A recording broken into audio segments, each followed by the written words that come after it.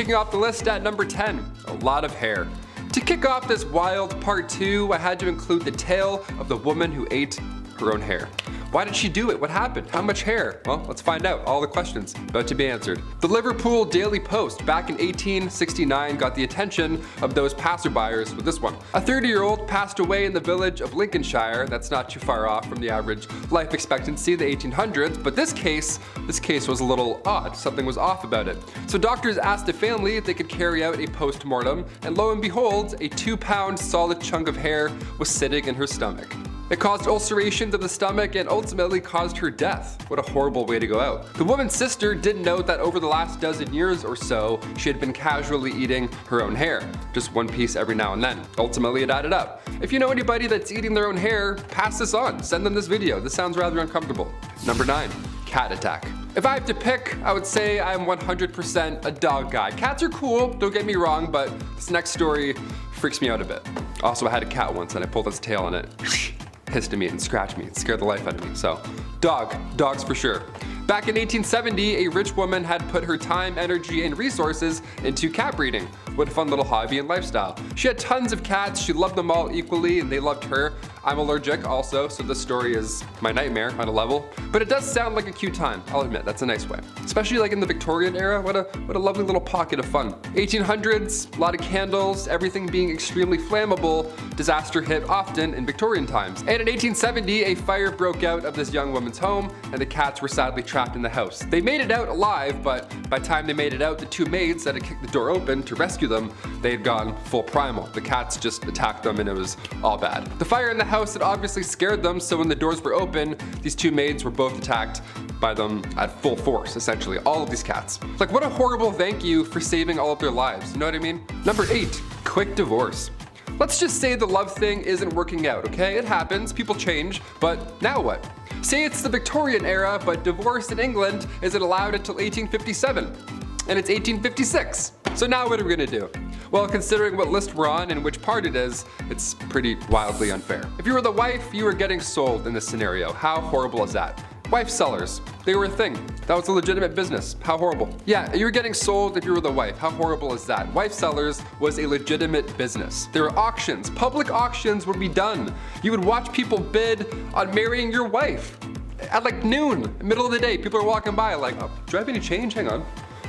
This is insane. One real sale that happened in 1862 was in Selby. The asking price was a beer. The asking price for this person's wife was 1 pint. Sold, just like that. That's crazy. Sold, drank, now I'm married. That's insane. Other times, most of the time, it was a rather expensive exchange. I feel like there are plenty of cases where this would honestly be the ideal scenario. Just get it done in one day, whatever. Peace. See you again. Bye. You're the worst. Number 7, the Great Famine.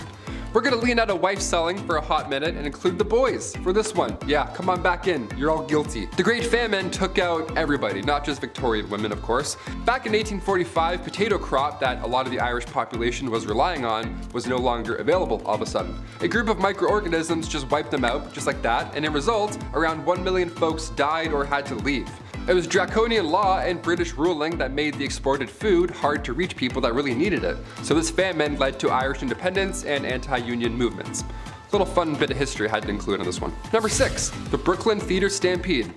And we're back to absolute horribleness. Here we go. I love the theater. When the pandemic shut down plays, I actually felt pretty sad. I like sitting in full rooms watching a guy in a fake wig monologue about Mozart. Like, that's my ideal Saturday night. That's the best. I don't want that to not be a thing anymore. I love theater. But today we have an obnoxious amount of distractions that can take you out of the experience. Guy's texting, fighting his ex-girlfriend 2 rows ahead of me. I'm trying to watch Joseph and the Amazing Technicolor Dreamcoat. And I'm like, man, it's not the same anymore. Theater's not the same anymore. Turn off your phone. Throw a tomato at him. It can be distracting. Exit signs can also be pretty distracting. But we need them. We definitely need them. Because in 1876, the Brooklyn Theater caught fire after a single lantern fell over on stage during a performance. This was 1876. Everybody was wearing flammable attire. There aren't emergency exits yet. A fire marshal hadn't come in and counted heads at this point, so it was a disaster. 278 people lost their lives. A monument was put up after the incident. It shook the town. It was absolutely horrible. I read about this and I was like, that's horrible. We got included in. This is a horrible list. Number 5. Burke and Hare. Medical schools were offering a handsome fee for deceased bodies to study. This is an odd time. So an unhealthy amount of Victorians came up with this new solution. They thought they were brilliant. Yeah, they would rob graves. They would just go and rob the freshest graves they could find. They would wait in the bushes until the funeral's over, and then they would go and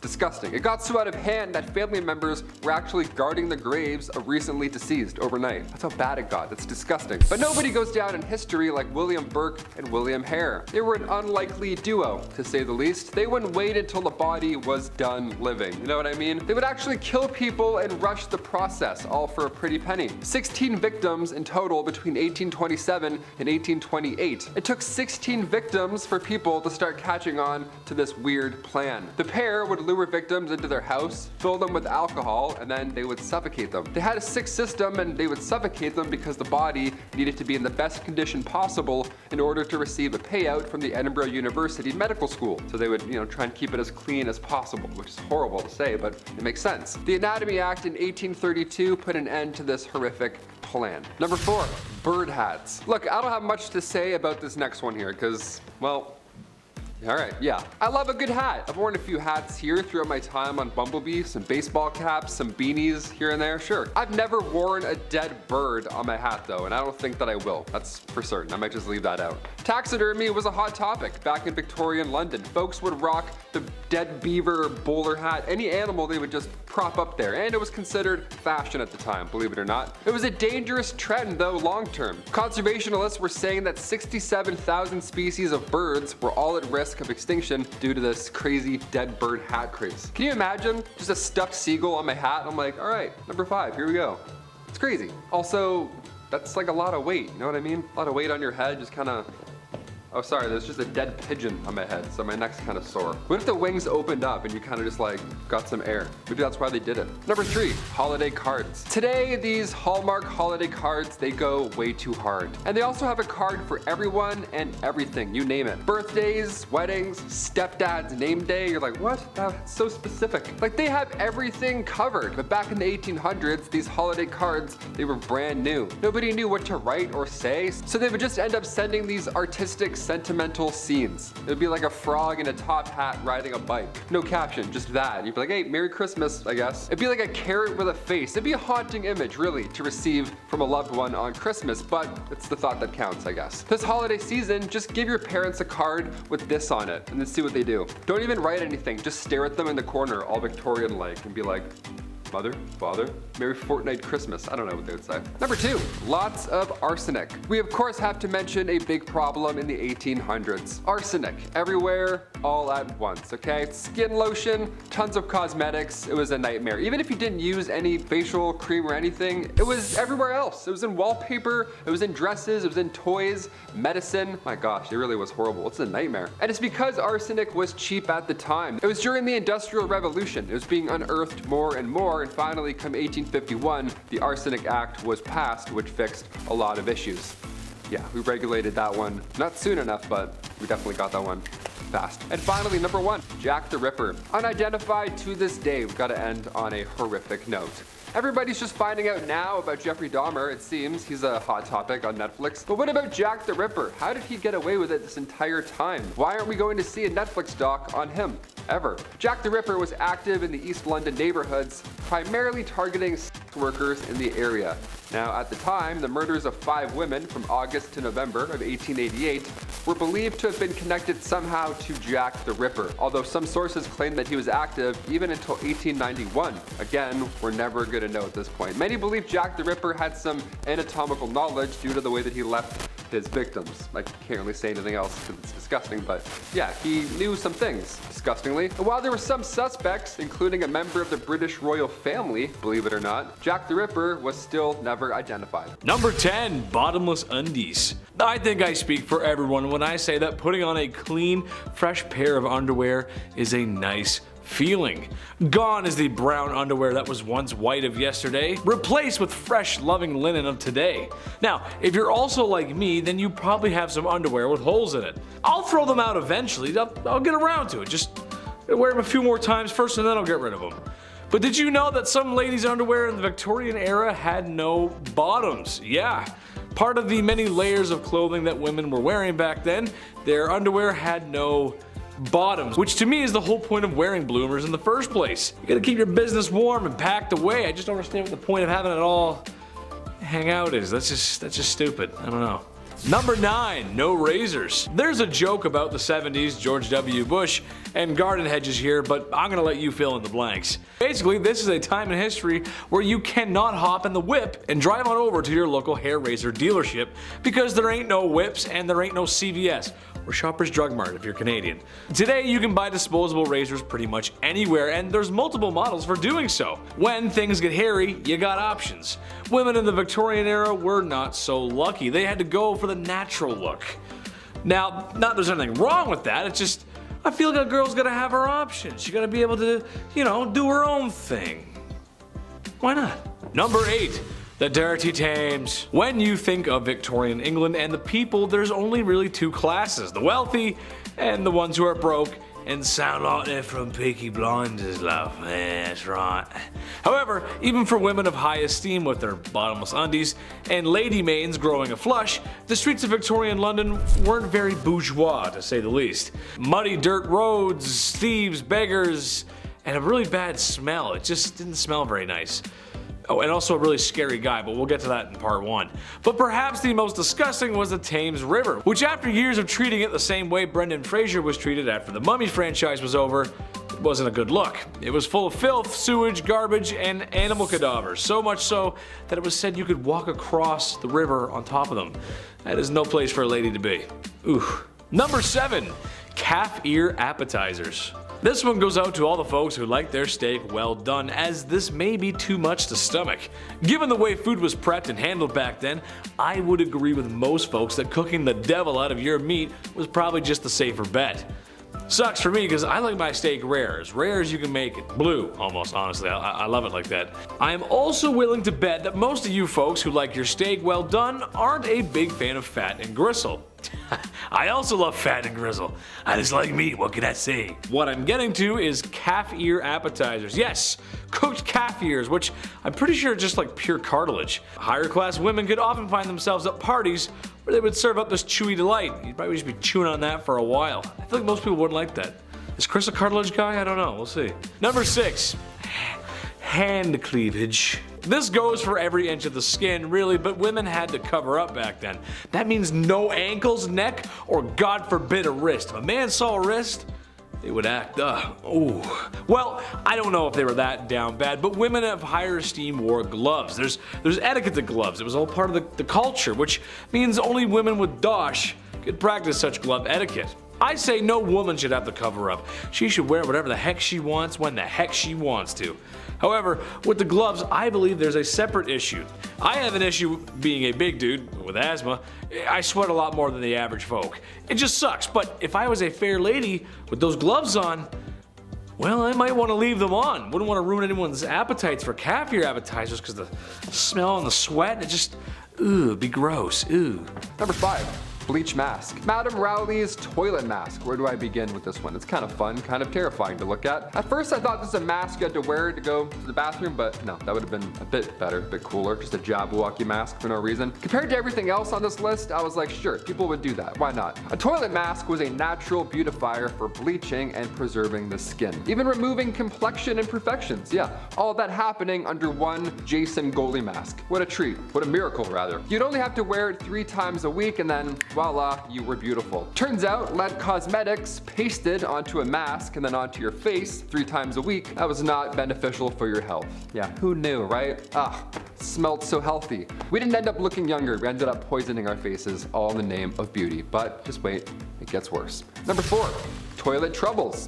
The bathroom. Another dangerous reason why we can't use it. Victorian era was unsanitary, to say the least, but it was also dangerous in ways that you wouldn't expect. One of the greatest Victorian inventions was the bathroom, but it took a few tries to figure out the whole methane gas problem. Spontaneous combustion of the bathroom was weirdly common, and now I have a new fear. Flammable gases like methane and hydrogen sulfide, they would build up over time in and around human waste. Human waste would build up over sewers and eventually would back up into your homes homes in that era. So next thing you knew, you're lighting a candle and, well, your bathroom and your entire life is gone, just like that. And you didn't even get to go to the bathroom. That's it. It's the worst part. Number 3, hot, dry summers. In the summer of 1858, London was hit by a severe heat wave, causing the Thames River to dry up and then release a strong odor of sewage and rotting matter and feces. Anything that's in that water is now just sitting out and about. So you can only imagine. The stench was so unbearable that it made people sick. It disrupted businesses in the area.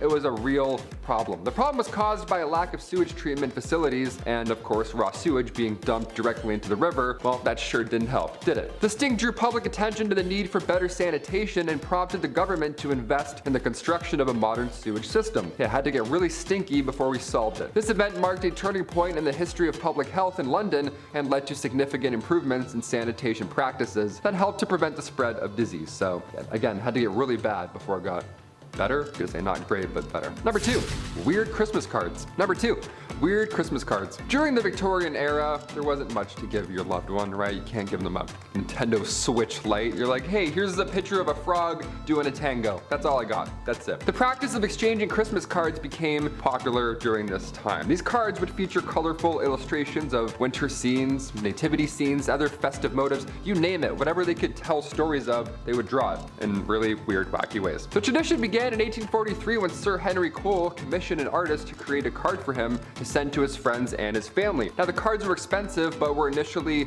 only affordable for those wealthy folk. But as printing technology improved, they became more widely available. So score. Now you get to tell your loved ones how you actually feel with a wacky guy playing a tambourine. Victorian Christmas cards often featured sentimental messages and elaborate designs, and they became an important part of the holiday season, where we get it from today. All that pressure to write a little something something comes from that era. Today, vintage Victorian Christmas cards are highly collectible and are appreciated for their beautiful artwork. Beautiful, I guess, art is subjective. And its historical significance is rather amazing. I don't know. If you have one of these, don't throw them out. Don't make fun of them. Just frame it and then sell it for $1 million in like 10 years. There you go. And finally, number 1, beauty patches. In the Victorian era, beauty patches were a popular trend among women of high society. They were these small black patches that were applied to the face as a way to accentuate certain features and draw attention to the wearer, the pale Victorian complexion. The patches were made of silk or velvet and were often cut into fun shapes like hearts, stars, or crescent moons, right? It's like the scene kids back then. They're like,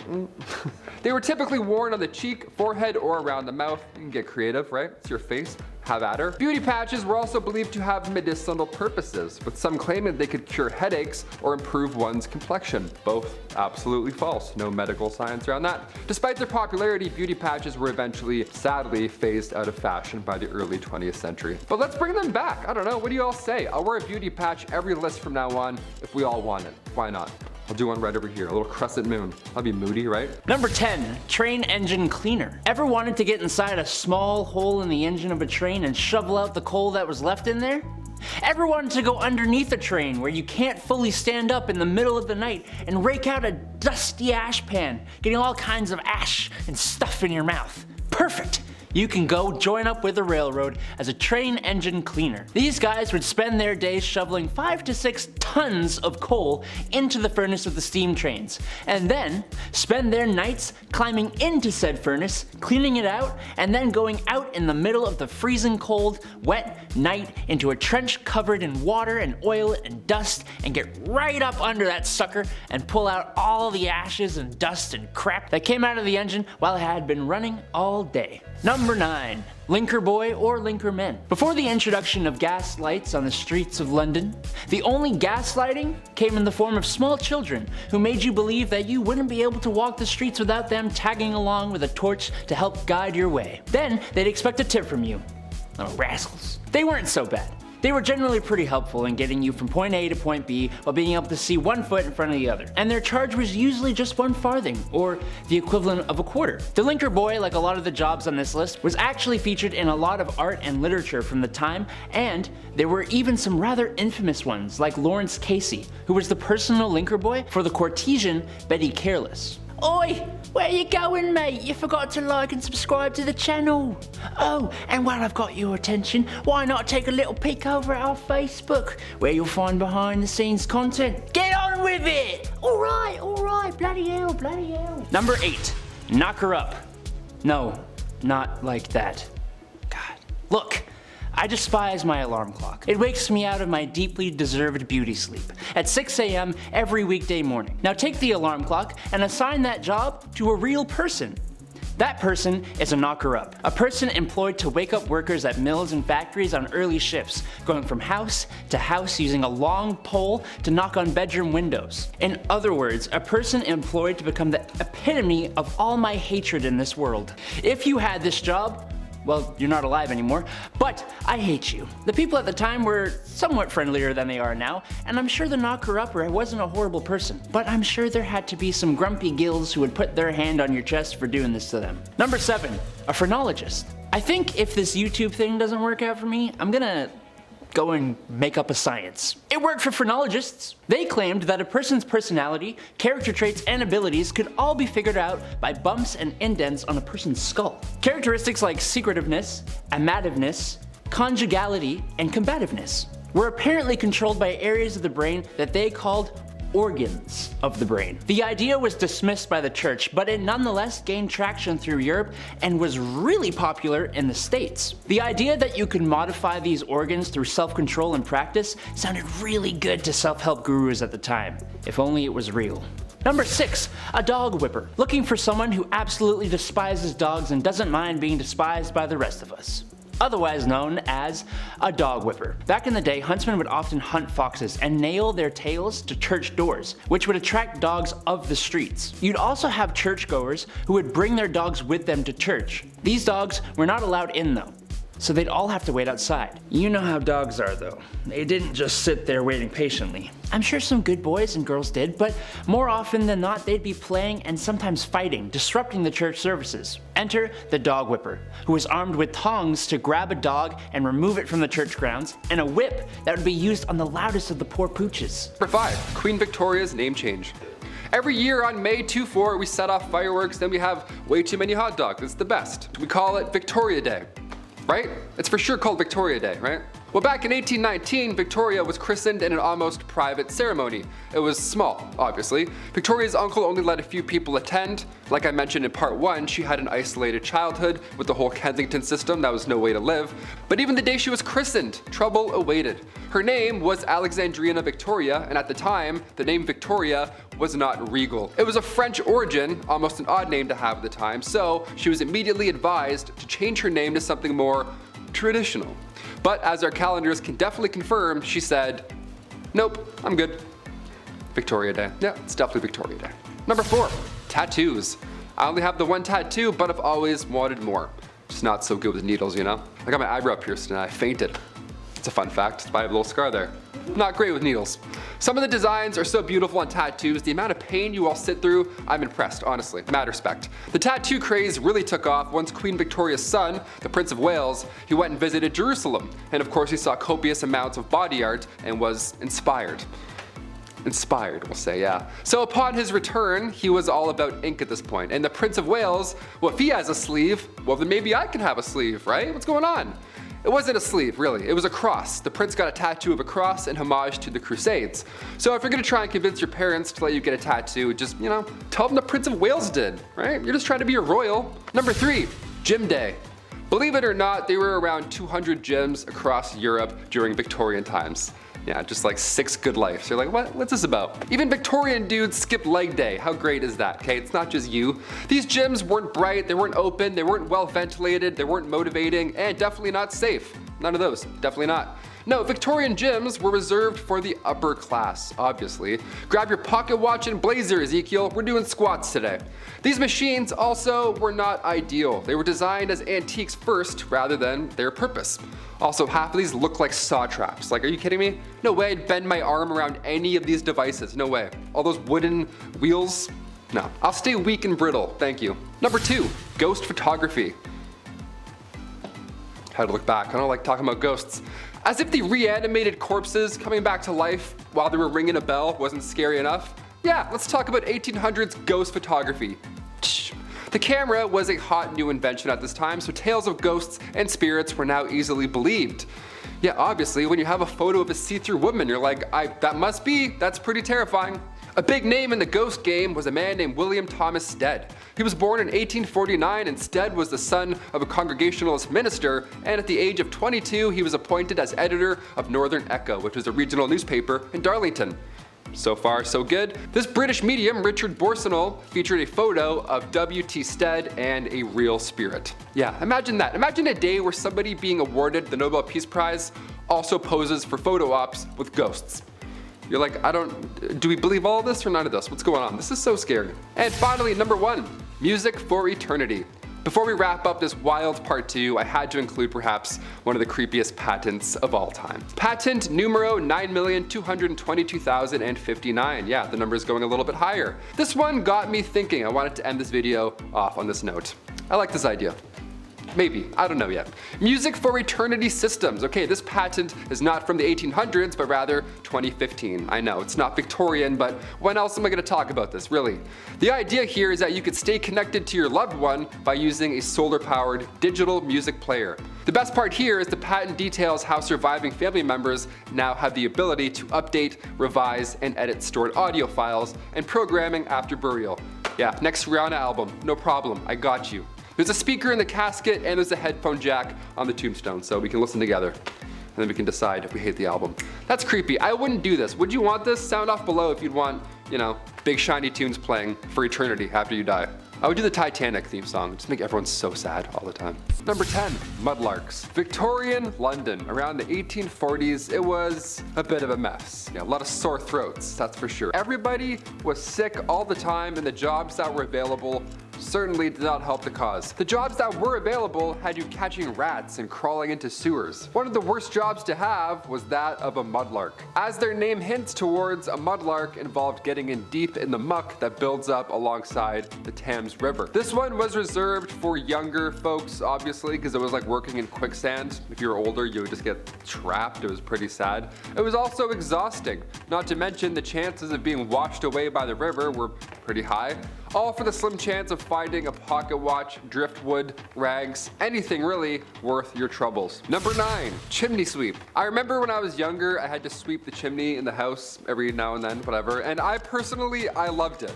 I thought I was the father of the house for a bit, getting in the chimney, getting all dirty and stuff, doing this, my hands on my waist. I don't know, that's what a man was when I was younger. That little broom too, I loved that little broom. I remember when I would do this, my grandmother, who is very English, she would be shook. She would watch the entire time. She would be taken back into time. Because this was a terrible job to have in Victorian London. it was not the same at all. Chimney sweeps were famously young. I can't say anything else there in regards, but yeah, they were wee lads, to say the least. History is horrible. 1840 was a good year, all things considered, because a law was passed that then made it illegal for anyone under the age of 21 to climb in and then clean a chimney. Thank God. I'm glad that stopped. I was 18 cleaning my chimney. I had no idea I could have used this great law. Been like, actually, mother, a lot of claws. Number 8, funeral mute. Funerals suck, man. I was a pallbearer like 3 times before the age of 21. My one arm is just strong as now. That's it. I can lift anything just with one arm. I thought being a pallbearer had a lot of pressure, right?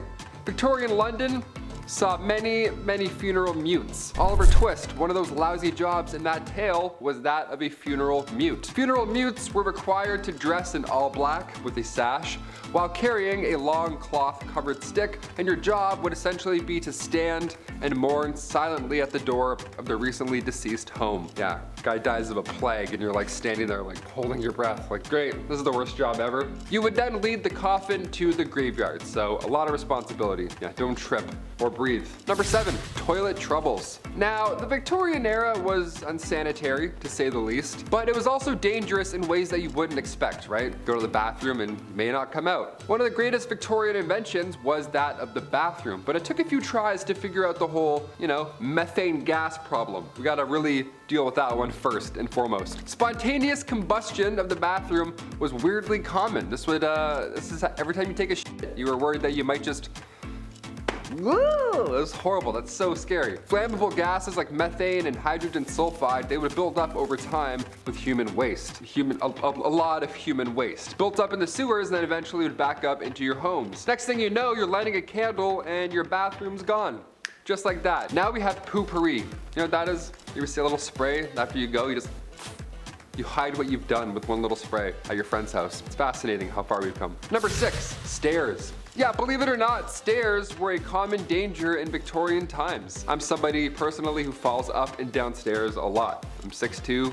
I'm lanky as shit. I have like a Gumby body. I walk around like Woody. I'm always falling up and down stuff. It's horrible. Especially in Canada. It's so slippery. I'm always slipping all the time. In Victorian times, I would have been doomed. Houses were thrown up comedically fast. There wasn't a Mike Holmes on Homes to come in and check it out. There wasn't a building inspector that made things, you know, safe. Servant staircases, they were tiny. They were out of sight. They were built into these narrow walls, often missing steps if they had to, and cut corners just to, you know, be narrow and out of the way. That plus a tray of hot soup and a lot of clothing, yeah, it was next to impossible to move around without something happening. A lot of fatalities in staircases. Even today, around 12,000 people die each year falling downstairs. Hold on to that railing. I'm here to remind you to hold on to that railing.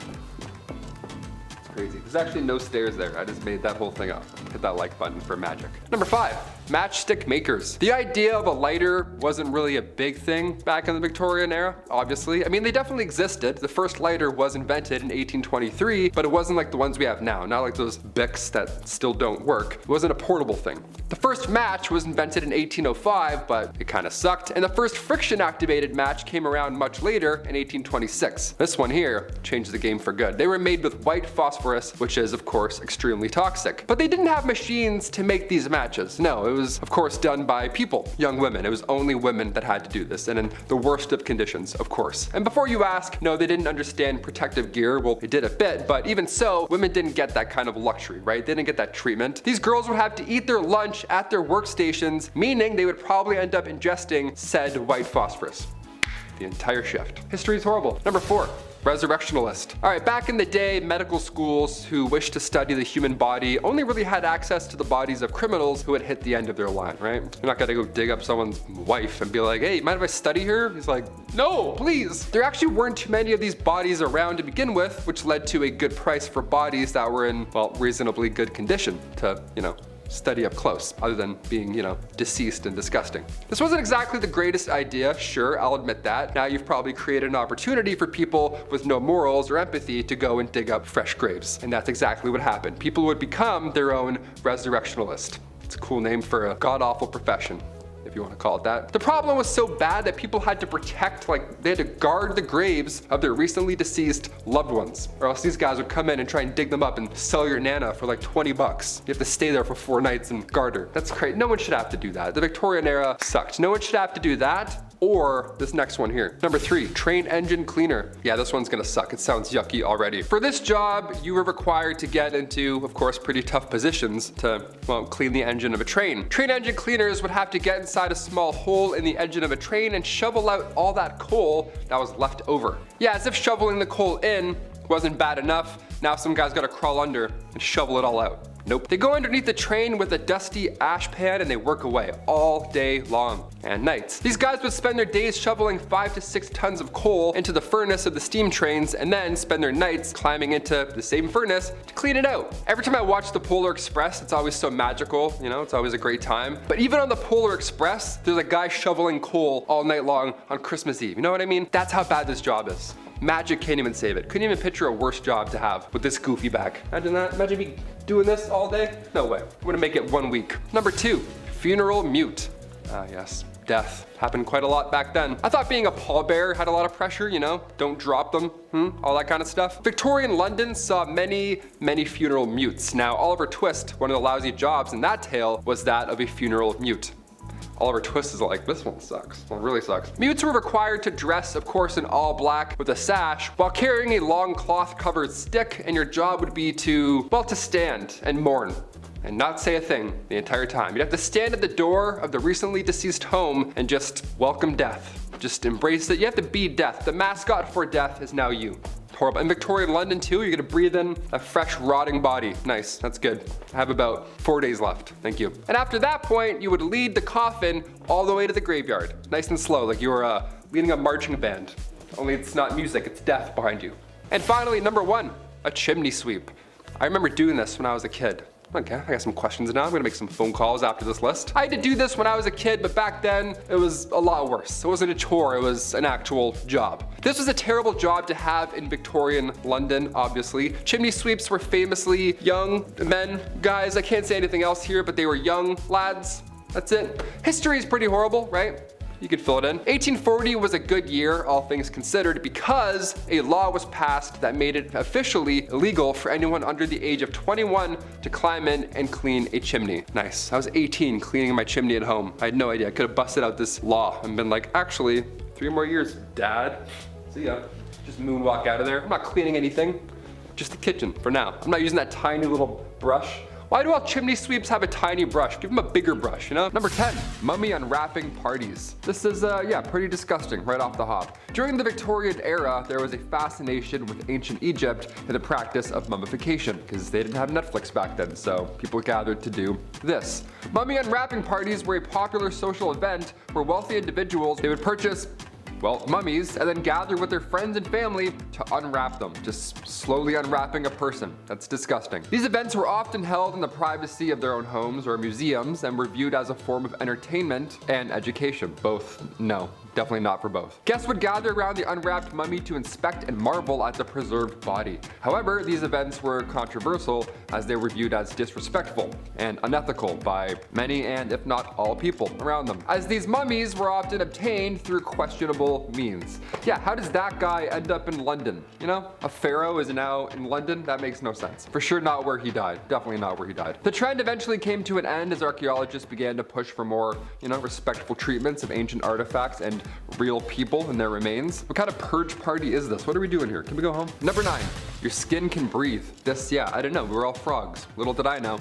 During this era, there was a widespread belief among scientists, like real scientists, that human skin could breathe. Similar to how lungs inhale and exhale air. Yeah, we could breathe through our skin. That's a fun one. This theory was based on the idea that the skin has pores that allowed oxygen to be absorbed and carbon dioxide to then be expelled. As a result, some people would wear looser clothing and avoid tight corsets to allow their skin to, well, breathe more easily. Literally, to allow you to breathe more easily. That's so gross. However, this belief was eventually debunked as it became clear that the skin does not actually function like a set of lungs. Ha! Who knew? Not me, that's for sure. Nonetheless, the idea of skin breathing persisted in popular culture and language for many years after. You know, there were some believers that are like, no, our hands are breathing. You can breathe through our hands. Number 8, crotchless undergarments. While it may sound shocking, crotchless underwear was indeed a part of Victorian era fashion.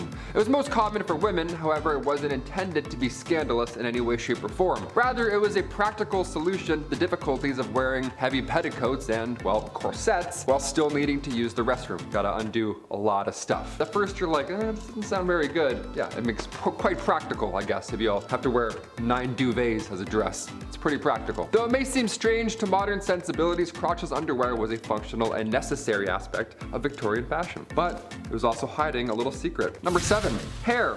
Hair everywhere. Yeah, legs, body, you couldn't see anything, so you didn't have to shave anything, right? That's it, problem solved. During the Victorian era, it was not common for women to shave their legs or their bodies at all. This hadn't been invented yet, I don't know. The concept of hair removal was considered inappropriate, actually, and it was considered to be associated with the lower class. Yeah, so keep it thick. Women's clothing at all time was designed to cover most and all of their bodies, which meant that their hair was usually not visible. Nice. Moreover, using razors or other hair removal methods was also considered too bold or even unhealthy back in this era. See these creams back in the Victorian era, they were quite unsanitary. It was one thing putting it on your face, but removing hair in tender other areas, that of course could lead to infections or other health problems. It wasn't until the 20th century that hair removal became more accepted and even popular, especially with the rise of shorter hemlines and more revealing clothing. Yeah, we'll shave it up a little bit, sure, why not? Number 6, lice everywhere. Lots of hair, therefore lots of lice. They go hand in hand. Sadly. During the Victorian era, lice were a significant problem due to poor hygiene and living conditions. Lice infestations were common among both the rich and the poor, so there's no getting away from this one. Many people suffered from itching, rashes, and infections caused by these little nasty parasites. Families had to use various remedies such as vinegar and kerosene in any attempt just to try and kill these little suckers. Some people needed special combs to remove lice and their eggs, gonna throw up, from their hair. Now, despite efforts to control the eggs and the lice problem in their scalp, scalp, the problem persisted throughout the Victorian era. It was tough, right? It wasn't until the early 20th century with the, improved hygiene practices and the development of insecticide that lice infestations became less common. Yeah, we missed that. We were almost buggy in our hair. Number 5. Big polluter. This just doesn't make any sense. It never did to me, and it still doesn't. But in case you didn't know, self-pleasure was a big no-no, commonly called self-pollution, which honestly is very funny to me. That's just hilarious. Don't self-pollute yourself, Chris. That's bad. Don't do that. That's naughty. It was a sin and thought to be a cause for many ailments. I'm sure you've heard the classic saying that for guys, if you decided to go bump in the night by yourself, there's a good chance you'd need a walking stick because it would make you go blind. Women were also targeted, however, as for any pearl polishing by women was thought to be hysteric and needed to be treated for such. Look, the truth is, any man who wants to wax his carrot or woman tuning a one-dial radio should be able to do so without judgment of society or medical remedies of snake oil doctors. Love yourself, love everybody else, and just as long as the bedroom door's closed, you're good. Just don't do it in public, you're good. Number 4, shake and bake. I'm something of a scientist myself, but that doesn't mean I know everything, and if you actually need to learn something about health and safety, take it from a professional, not a second-rate John Candy. However, when coming across this fact, I just had to share it, because with my medical knowledge, this just doesn't sound right. Alright, so kids, we know how they're made. I don't need to go into detail for that. However, there was this idea back in the Victorian days that if a woman danced shortly after doing what mommy and daddies do, then there was a chance that her pregnancy just wouldn't happen. Or perhaps more commonly after riding a horse. Same idea. Okay. Which is frankly horse. I mean, come on. My mom always told me when she was baking that I had to be quiet and stop running around the house or the cake she was baking wouldn't rise. Well, they always did. I love chocolate cake. I mean, really, I do. I'm starting to wonder if there's a connection here. I was a rowdy kid. Number 3, the Kensington system. Poor Queen Victoria. I know this is kind of a stretch, but it relates back to the whole mistreating women thing. But basically, it was something implemented in order to control the young royal, make her dependent on her mother, whom she was not allowed to be without. Basically, modern day strict parents. Now, all the kids watching right now, or all the kids who've grown up, how well did that parenting work?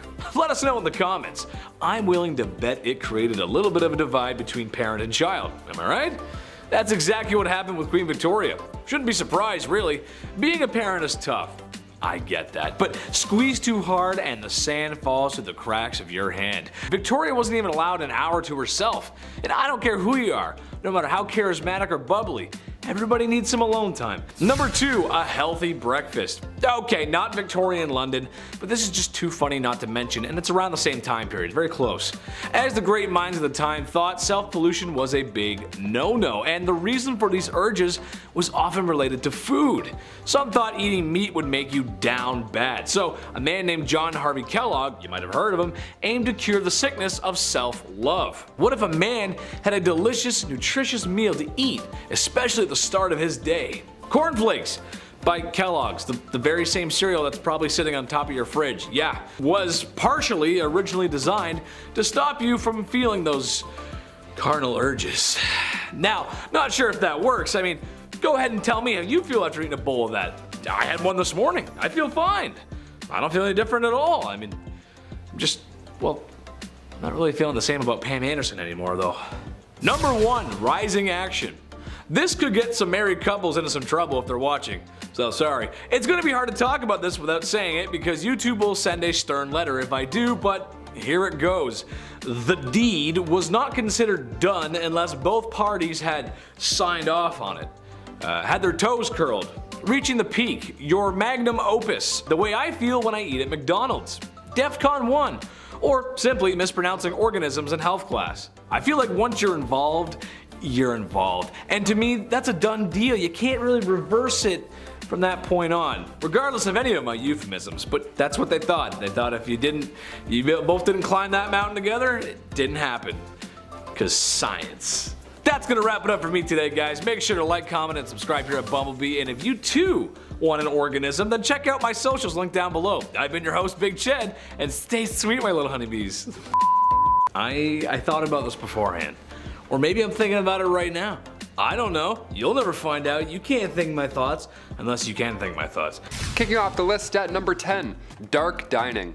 I don't know about you, but I can't eat in the dark. I need to see every single bite that I'm eating, okay? Call me crazy. Part of me wants to go to a restaurant where you can't see anything, but I know that I won't make it all the way through. I can't do it. I have a thing. I have to just, I'm not blindly, what if it's not cooked? I don't know. Back in the Victorian era, dining in complete darkness wasn't just a date night. It was actually the best way to digest, or so they thought. That's why many Victorian era homes had their dining rooms set up in their basement. How random is that? Oh, do you guys have poker nights down here? Nah, just brunch. Kill the light. What? How do you like your eggs? Turn off the light. What are we doing? Number 9, Saved by the Bell. I'm sure you've heard about this at some point, but allow me to go into grim detail. In the late 1700s, cholera, bacterial infections, everything bad, you name it, it was all spreading. Not an ideal time to be alive. Many were biting the bullet at this time, of course being gravely ill, but with this came a dark trend. The safety coffin.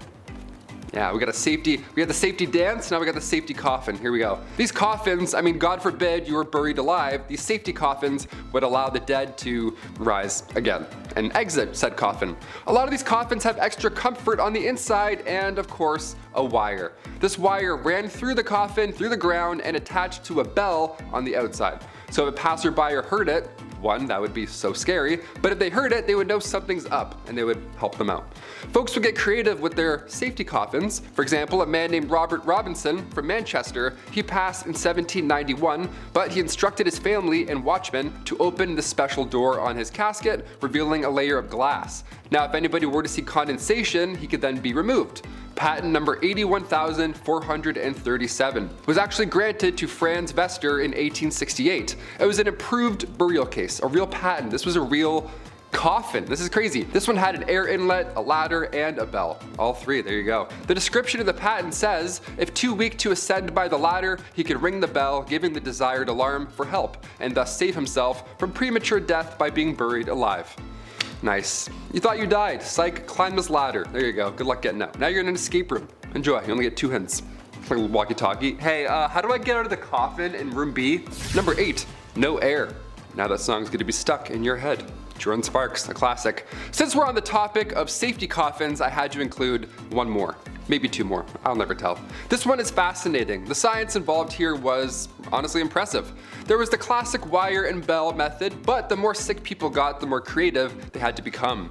Like for example, patent number 268,693, John Crichbaum's device for indicating life in buried persons. Yeah, an 1882 classic, we love this. We got the iPod Nano, they got the device O Life. Nice. Upon first glance, you may think this is some type of medieval punishment, whatever, but really this device detects movement whilst providing much needed air. Now you obviously can't have a hole in the ground or else rats will make your real demise much worse than suffocating, right? So John's device here, as per the disclosure details, is that if the person buried should come to life, a motion of his hands will turn the branches of the T-shaped pipe upon or near which his hands are placed. A marked scale on the side of the top indicates movement of the T, and air will then passively come down the pipe. Once sufficient time has passed to assure the person is dead, the device can be removed. Yeah, imagine waking up with this in your hands. I wouldn't be calm enough to turn it and then breathe in a passive amount of air. No way. There's nothing passive about waking up in a coffin. Number 7, bad hair day. Okay, you want it messed up? Let's do messed up. Hope you're not eating any food right now, especially not eating in the dark. 2 red flags. Okay, the Liverpool Daily Post back in 1869 had readers invested on this fateful day. Right on the cover it read, a 30-year-old passed away in the village of Lincolnshire. Now at the time, that's not far off from average life expectancy in the 1800s. But this case was odd. Everyone wanted to read about this. This case was noteworthy. It was important that folks understood what took this young lady's life. Doctors asked the family if they can carry out a post-mortem, and lo and behold, they found a 2-pound solid chunk of hair sitting in her stomach. 2 pounds. That's what happened. That's how she met her fate. That's horrible. This ball of hair caused an ulceration of the stomach and ultimately caused her death. The woman's sister did note that over the last dozen years or so, she had casually been eating her own hair. So at this time I say, if you know anybody eating hair, send them this link.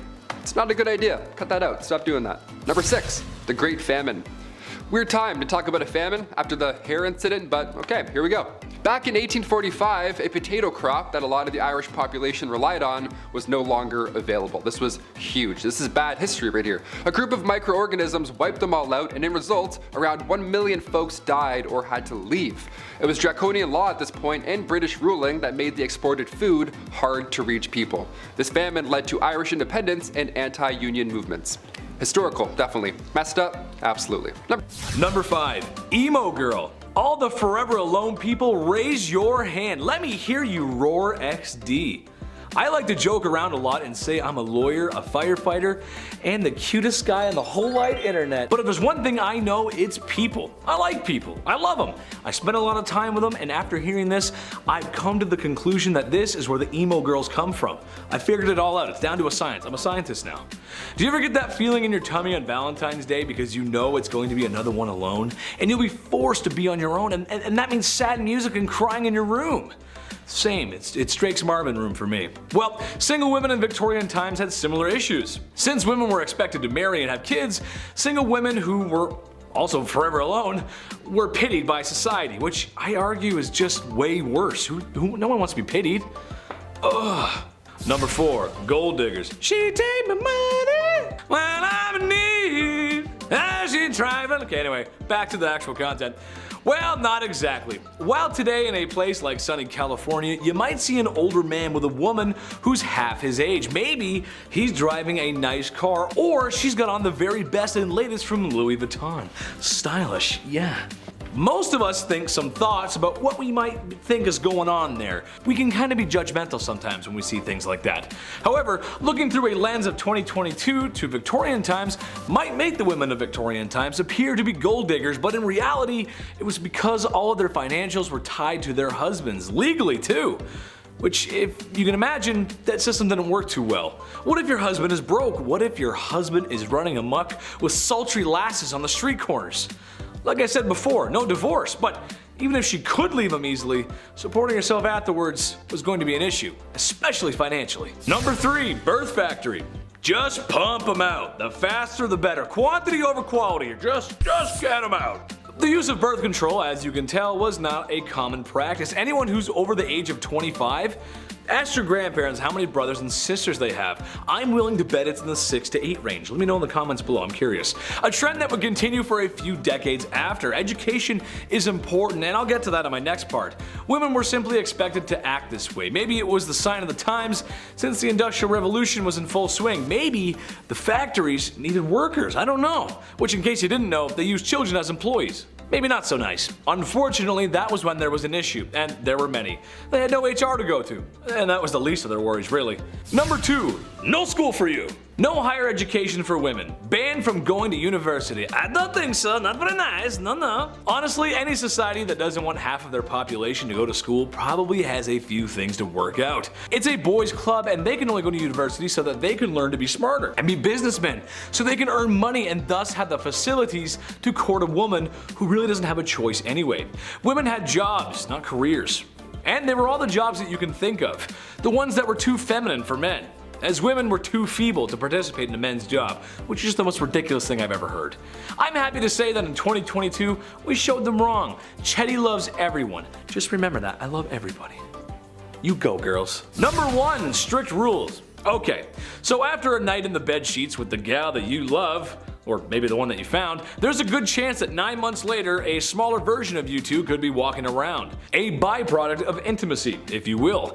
This was always something I wanted to rant about, but I always found it strange how strict parents and teachers from this time were with their kids.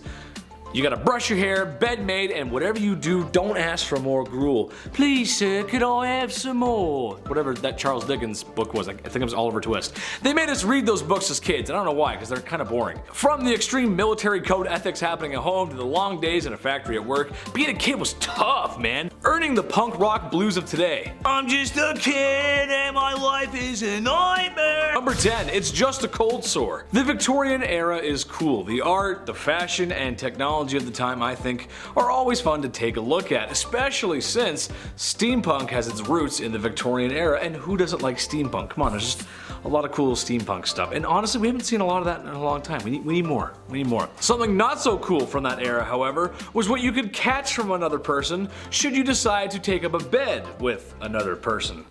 Syphilis, yep, one heck of a disease. Funny enough, it was so common that it was making intimacy itself an unusual practice. People were scared, and honestly, maybe rightfully so. There's no cure, and if it progresses to its later stages back then, well, you'd go crazy.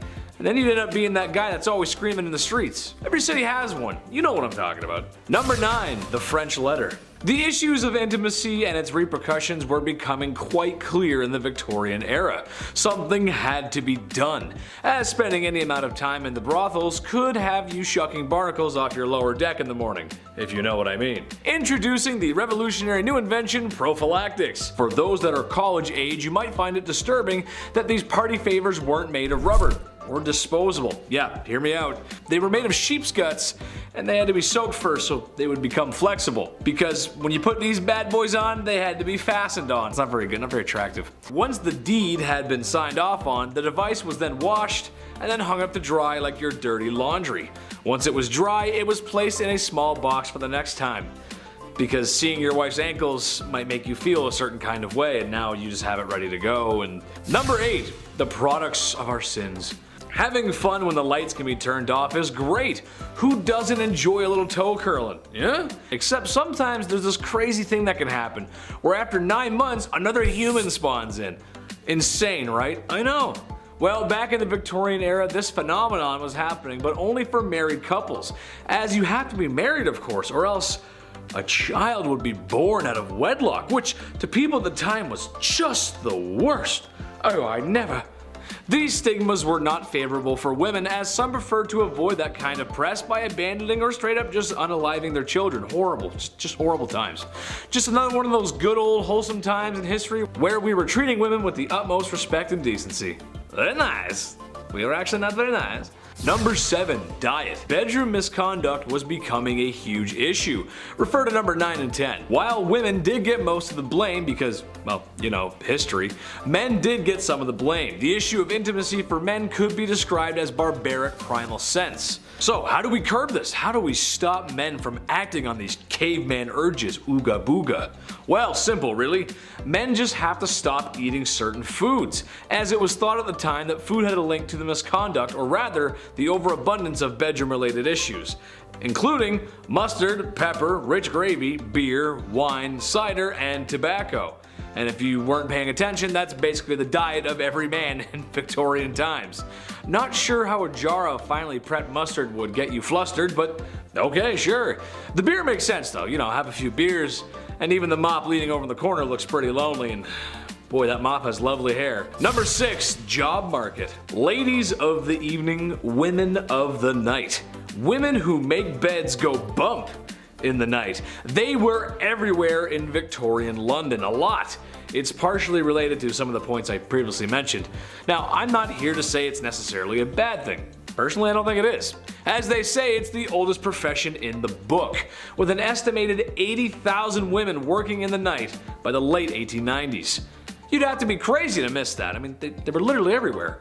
With numbers like that, there's something for everyone and in varying price ranges, as they can be found in brothels or townhomes set up by the wealthy men for their mistresses, pretty much anywhere trouble likes to spawn. Even some artists took advantage of this by living with the gorgeous girls of the evening, as going behind closed doors with one was debatable, but becoming friends? Now that's a social transgression. Becoming friend.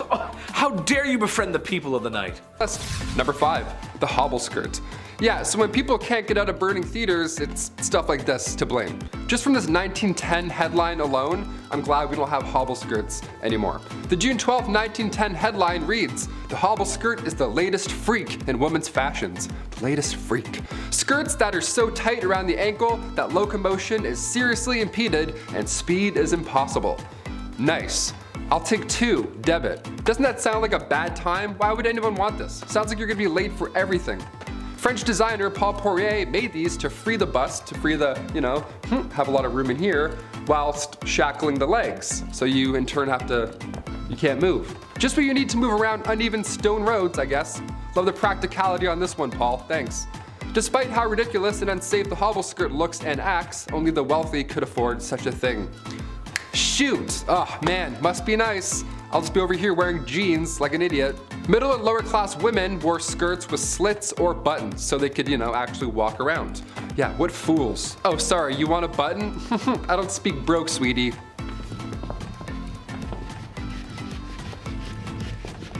Number 4, lead-based. When I started here at the studio a year and a half ago, maybe 2 years, I was like, okay, I gotta put on face cream maybe. A lot of lights, a lot of HD.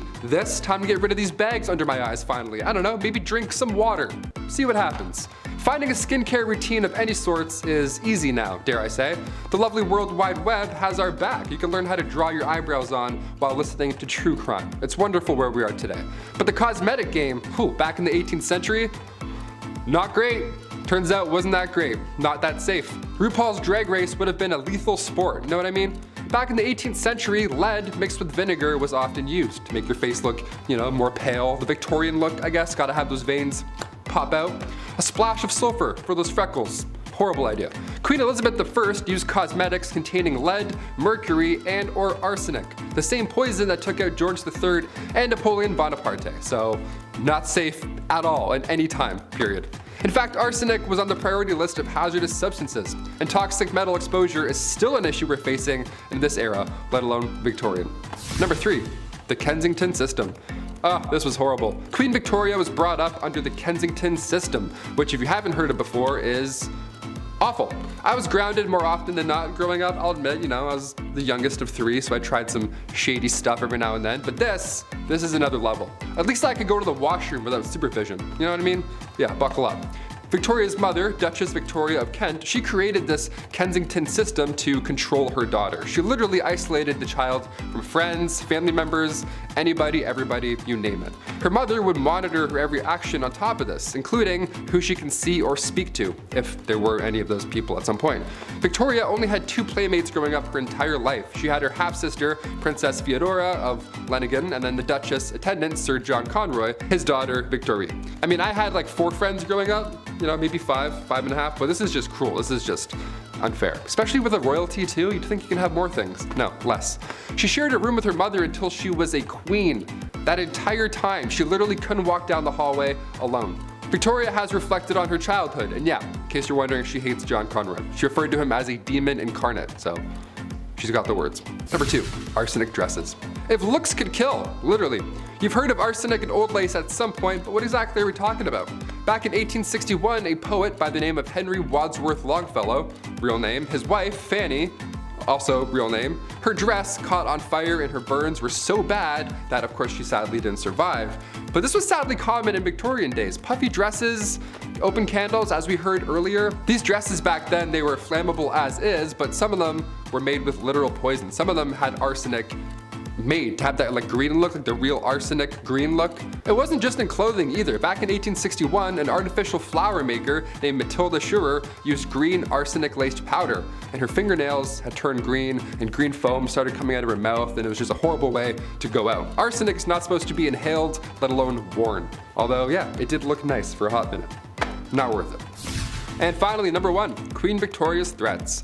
Being the queen and all, and we're talking about the Victorian era, I figured we'd end with this one. Being the queen and all, a security team is always needed, and during her reign, there were multiple attempts to harm the young queen. The first attack was back in 1840. It was an 18-year-old man named Edward Oxford, and he fired towards the queen's carriage, but obviously and luckily missed. But when Edward was accused of high treason, he was actually found not guilty due to insanity. Then a couple years later, in 1842, it happened again. This time, 2 men fired at her.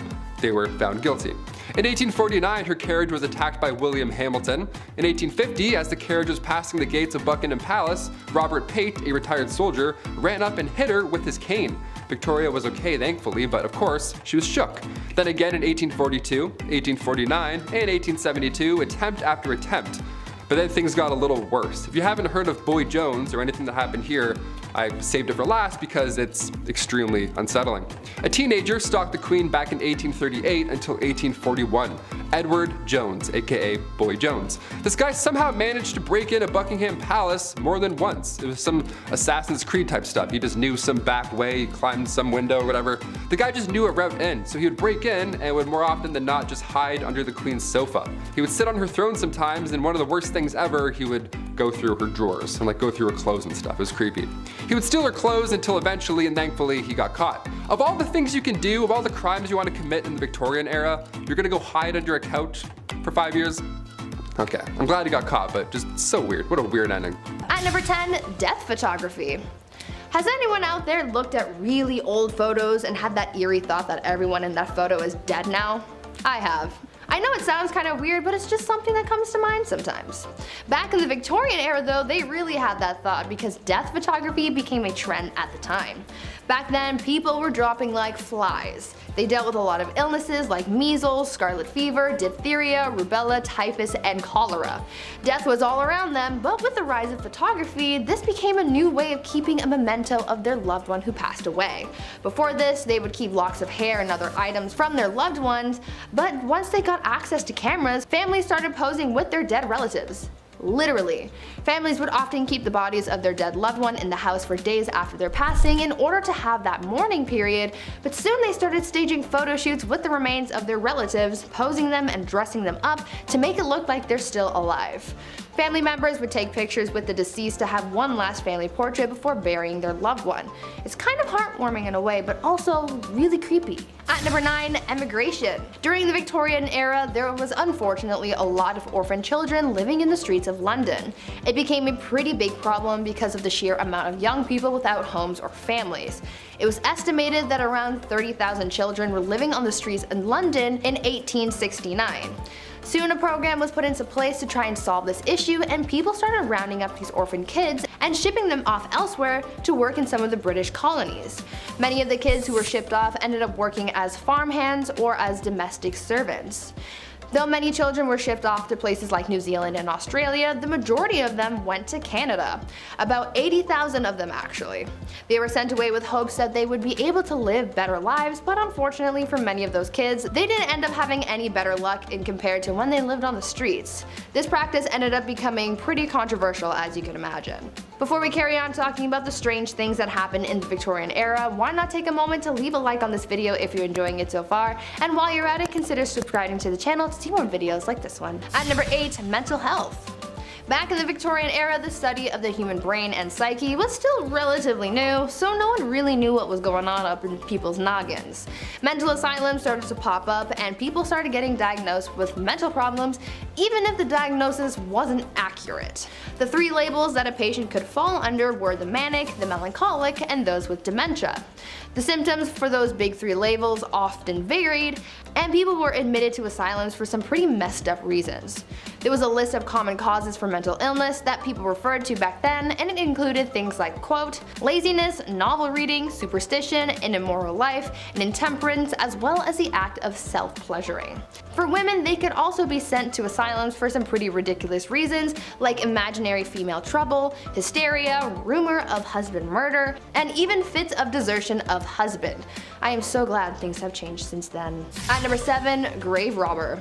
When you think of jobs back in the Victorian era, you might think of things like chimney sweeps and lawyers. But another relatively popular, though questionable profession was being a grave robber. Yes, people actually made a living off robbing graves. As people studied medicine, they needed cadavers to practice on, but there was a law saying that only the bodies of those who had been executed for a crime could be used as a cadaver, and since the laws changed to include less and less crimes having death penalties, soon people started running out of cadavers to practice on, and this gave way to the boom in the grave robbing industry. People could make a pretty penny for snatching bodies from cemeteries and selling them to medical professionals and students. Fresher bodies went for more money, and the grave robbers not only made money off the sale of the cadaver, but they also charged a fee, so they ended up with a little extra cash in their pockets. Eventually, the grave robbing business became such a big problem that cemeteries started installing watchtowers and guards to prevent people from getting away with the dead. At number 6, beauty. I've talked about this before in some past videos, but the Victorian era was was famous for its strange beauty practices, so I just had to include it on this list. You're probably familiar with the makeup from the Victorian era. Women often painted their faces white to look as pale as possible, but even though they believed it made them look beautiful, it also did a lot of harm to their health. The white face paint that women would use was lead based, and as we all by now, lead makes you dead. But this white lead paint isn't the only thing that harmed people's skin. Women would also wash their faces with ammonia to make their skin look paler. At night, women would rub opium on their faces, and if they were really dedicated to their beauty regime, they would also ingest arsenic. They were literally poisoning themselves in the name of beauty. Women would also use mercury on their eyebrows and eyelashes, and would use lemon juice or belladonna in their eyes, which could cause blindness in some people. Once again, I'm glad things have changed. Number 5, dresses too big. This is something I'm glad isn't a thing anymore. I'm not a person who likes to dress up. I'm a simple dude. Casual and comfortable is my forte. However uncomfortable wearing suits is. I like to think I clean up well, and I understand sometimes you gotta wear drip. It's just how life goes. Sometimes you gotta dress up. I just don't think people should be showing up to any formal events in cowboy boots and a popped collar shirt. I've known a few of those people. But what I'm really talking about here is the obtuse size of women's dresses and just the whole culture of women's fashion back then. It's just crazy. Large and overbearing dresses with enough material to use as blankets when you sleep. I know that couldn't have been fun. It's horrible. Especially with my sweat problem. A few hours in a suit and maybe a few beers later, and the first thing I'm trying to do is take the suit off. It gets tight and sweaty in there, and it's just a lot of material. It's just too much. And doorways, trying to get through doorway. Ugh. Forget about it. Number 4, fava beans. Well, after all that sweating and being around all that foulness, ladies needed to detox. How about a nice face mask made of beef? Yes, that's right. To keep their skin young and beautiful, they would drape a slice of beef over their face. Nothing like a little Hannibal Lecter before bedtime. Now, I hear you saying, well, Chad, that's not that bad. Okay, but think about this though. For the time period, that beef was probably yucky due to food processing practices of the time, and there's just no fridges. That means it would stinky. I hope it was at least winter before these ladies decided to beef up like that. This process of beef was supposed to rejuvenate the skin because beef contains some important vitamins for such. I can't recommend that. You just walk in with the beef and, hello darling, yes. Gross. Number 3, hot Christmas. This is just so dumb. I'm just gonna go ahead and tell everyone at home right now not to do this, because I know some of you, and some of you are gonna be like, oh, thanks, Chetty, that's cool. No, don't do it. I'm a doctor, a lawyer, and a firefighter. Basically, this was a super fun game that felt like something out of Johnny Knoxville's head, not Victorian families gathering at Christmas. Basically, they would gather at Christmas to play a game called Snapdragon. You get a bowl of raisins and almonds, you pour some brandy in there, and maybe one out for your homie, and ignite the brandy. Once the bowl is on fire, the family will compete to see who can grab the flaming treats and eat them the fastest. Okay, second-degree burns are not how I want to spend my holiday season, and also, in a time before smoke alarms and a modern fire service, this sounds like a really bad time. Grandpa could lose it out of his hands. Drapes catch fire, the house burns down, probably the whole neighborhood. Just a bad idea. Also, I hate raisins, so setting them on fire? Yeah, I'm out. I don't like raisins. They're gross, dude. I don't like them. Number 2, crypt pics. Look, it's a part of life. It happens. You live, you love, and depending on how much your wife likes interior design, you probably have a sign hanging up like that in your home somewhere that says something like that. You know what I'm talking about. And after spending all that time in HomeSense, it's all over. Fade to black, cease to exist, the forever box. There's a whole process and respect in the undertaking business. The Victorian era had a strange tradition, however. How about taking photographs with the body of a family member who has recently passed on? Yeah, that's right, I know. I couldn't believe it, really. People would sit there for minutes taking photos of those who are no longer with us because the process of taking photos was not great. This isn't the digital age, after all. This is something that the crypt keeper would make you do. Keep them in the album or something. Just not for your everyday family, man. That's just weird. Yes, now we're going to take photos. Like, that's just weird, you know? It's just weird. It's weird. Number 1, Jack the Ripper. Listen, the women of Victorian London feared this guy, and how can you blame them? A terror that seemed to come from nowhere and could strike from anywhere. Humans unaliving other humans is nothing new, and it probably won't be old. It won't get old soon. This is what we do. It's kind of our thing. But this was the first modern serial unaliver. Jack the Ripper's identity has never been found. It's only been speculated, and some studies suggest that it has been revealed, but it's really hard to pinpoint something that happened that long ago. He was nasty and the crimes were awful. The photographs of the crime scene do not exactly follow today's media rules or decency, as it's really just horrible and it's just really messy and bloody and just gross. It's kind of hard to talk about this era without Jack the Ripper. Women should feel safe at night no matter what era it is.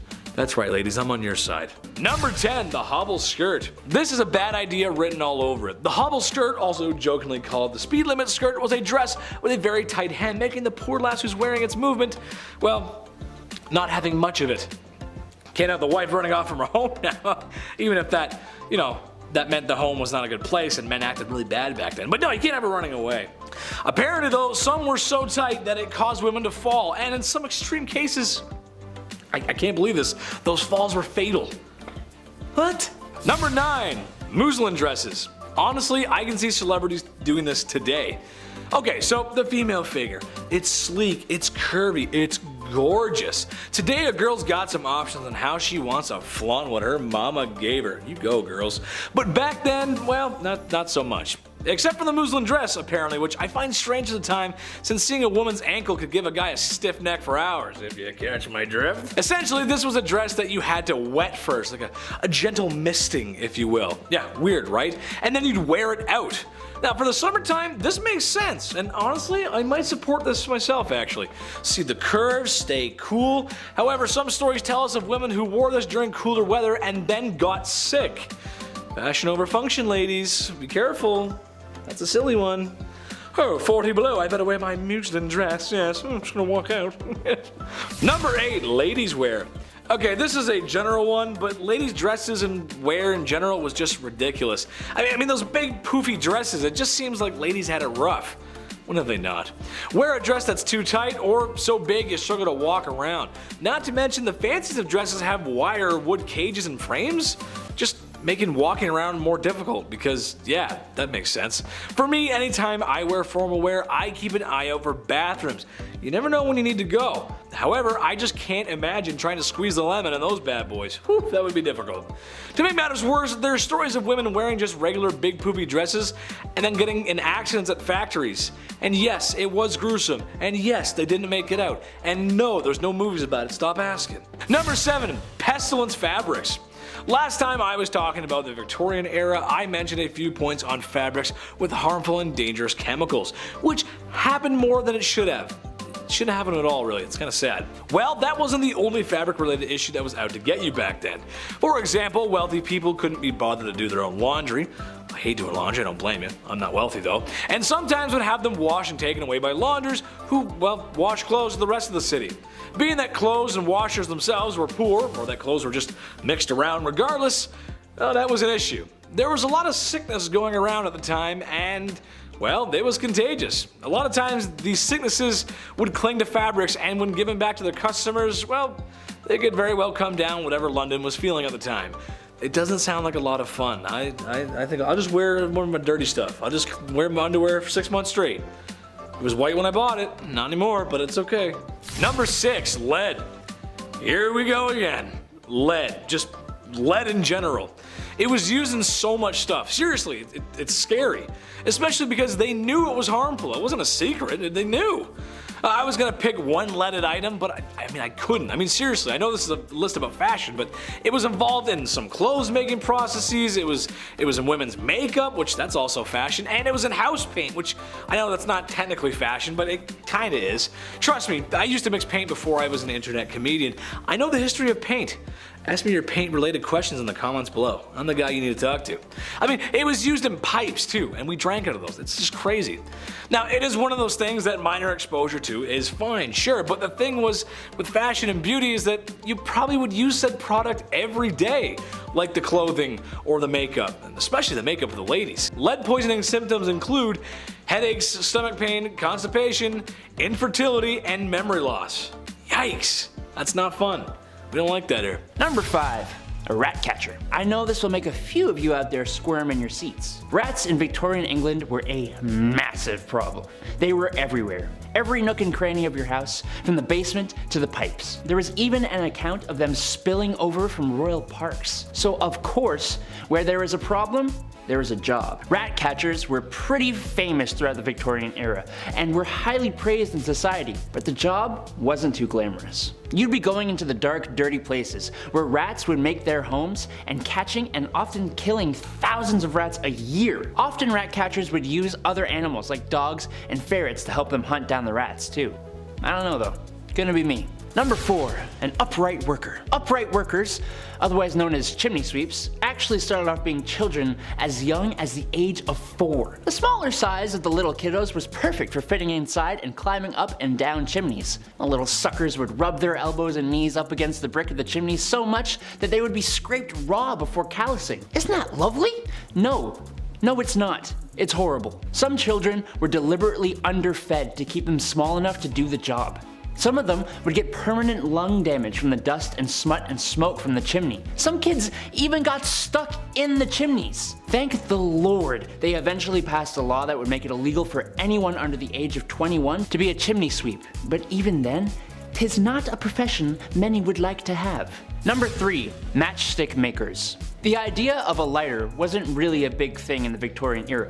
They definitely existed, as the first one was invented in 1823, but it was not exactly a portable thing. So matches were your match. The first match was invented in 1805, but it sucked. The first friction-activated match came about in 1826, and they were made with white phosphorus, which is extremely toxic. But they didn't have machines to make these matches. No, it was actually mainly done by teenage girls.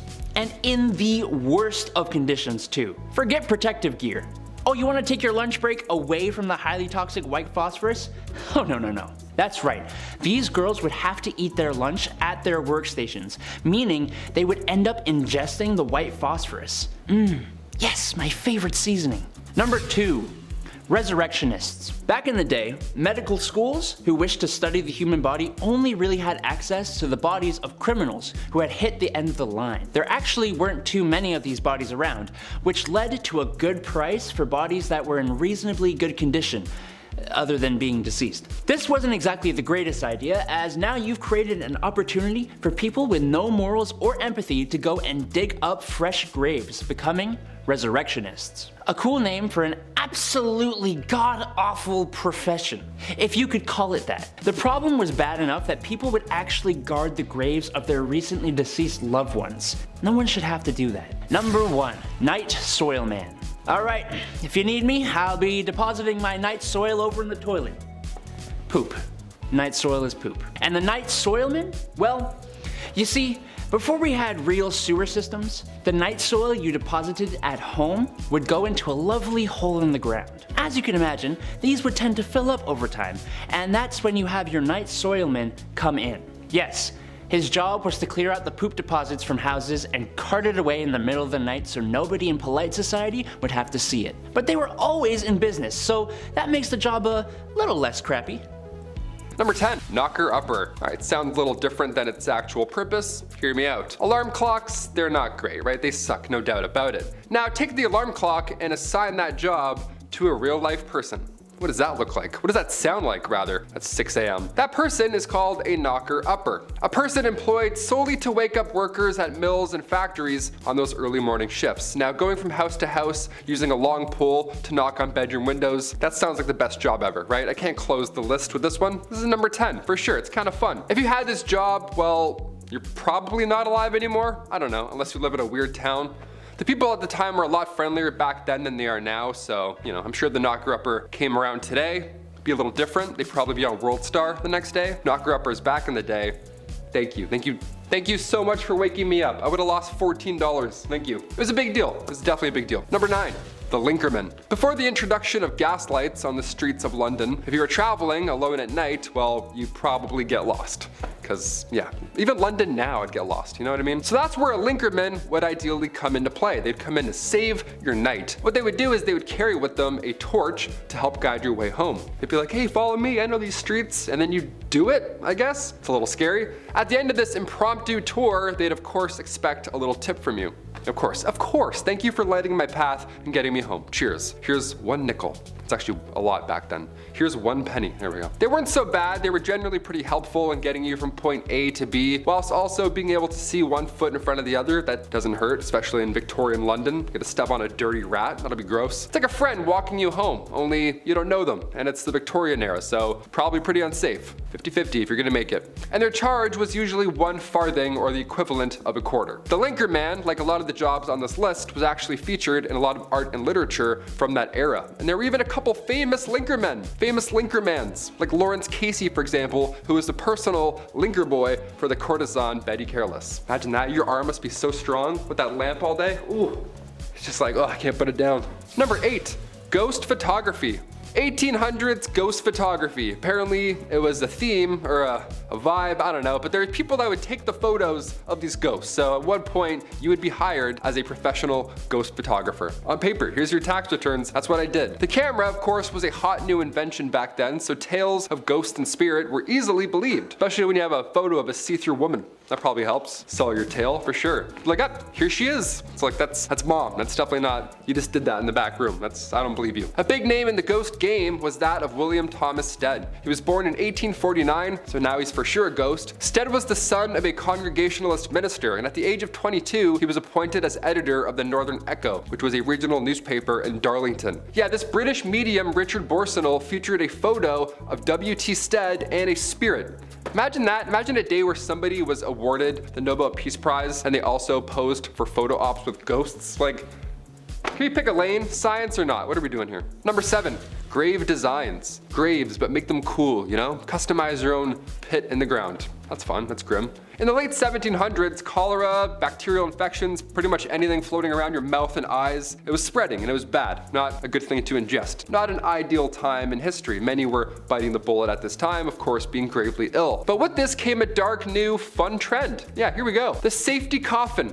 Yeah, let's make your own coffin, DIY. These coffins, God forbid, you were buried alive, while these safety coffins would allow the dead to rise again. Yeah, some Tony Stark guy in the back's like, if you push this, the body will pop back out and come to life. It's like, really? A lot of these coffins were built with extra comfort on the inside and of course a wire, the safety backup wire. This wire ran through the coffin, through the ground, and attached to a bell on the outside on the ground. So if somebody was walking by and they heard a bell ringing beside a gravestone, first of all, it's haunting, well, they know something's up and they can get them out.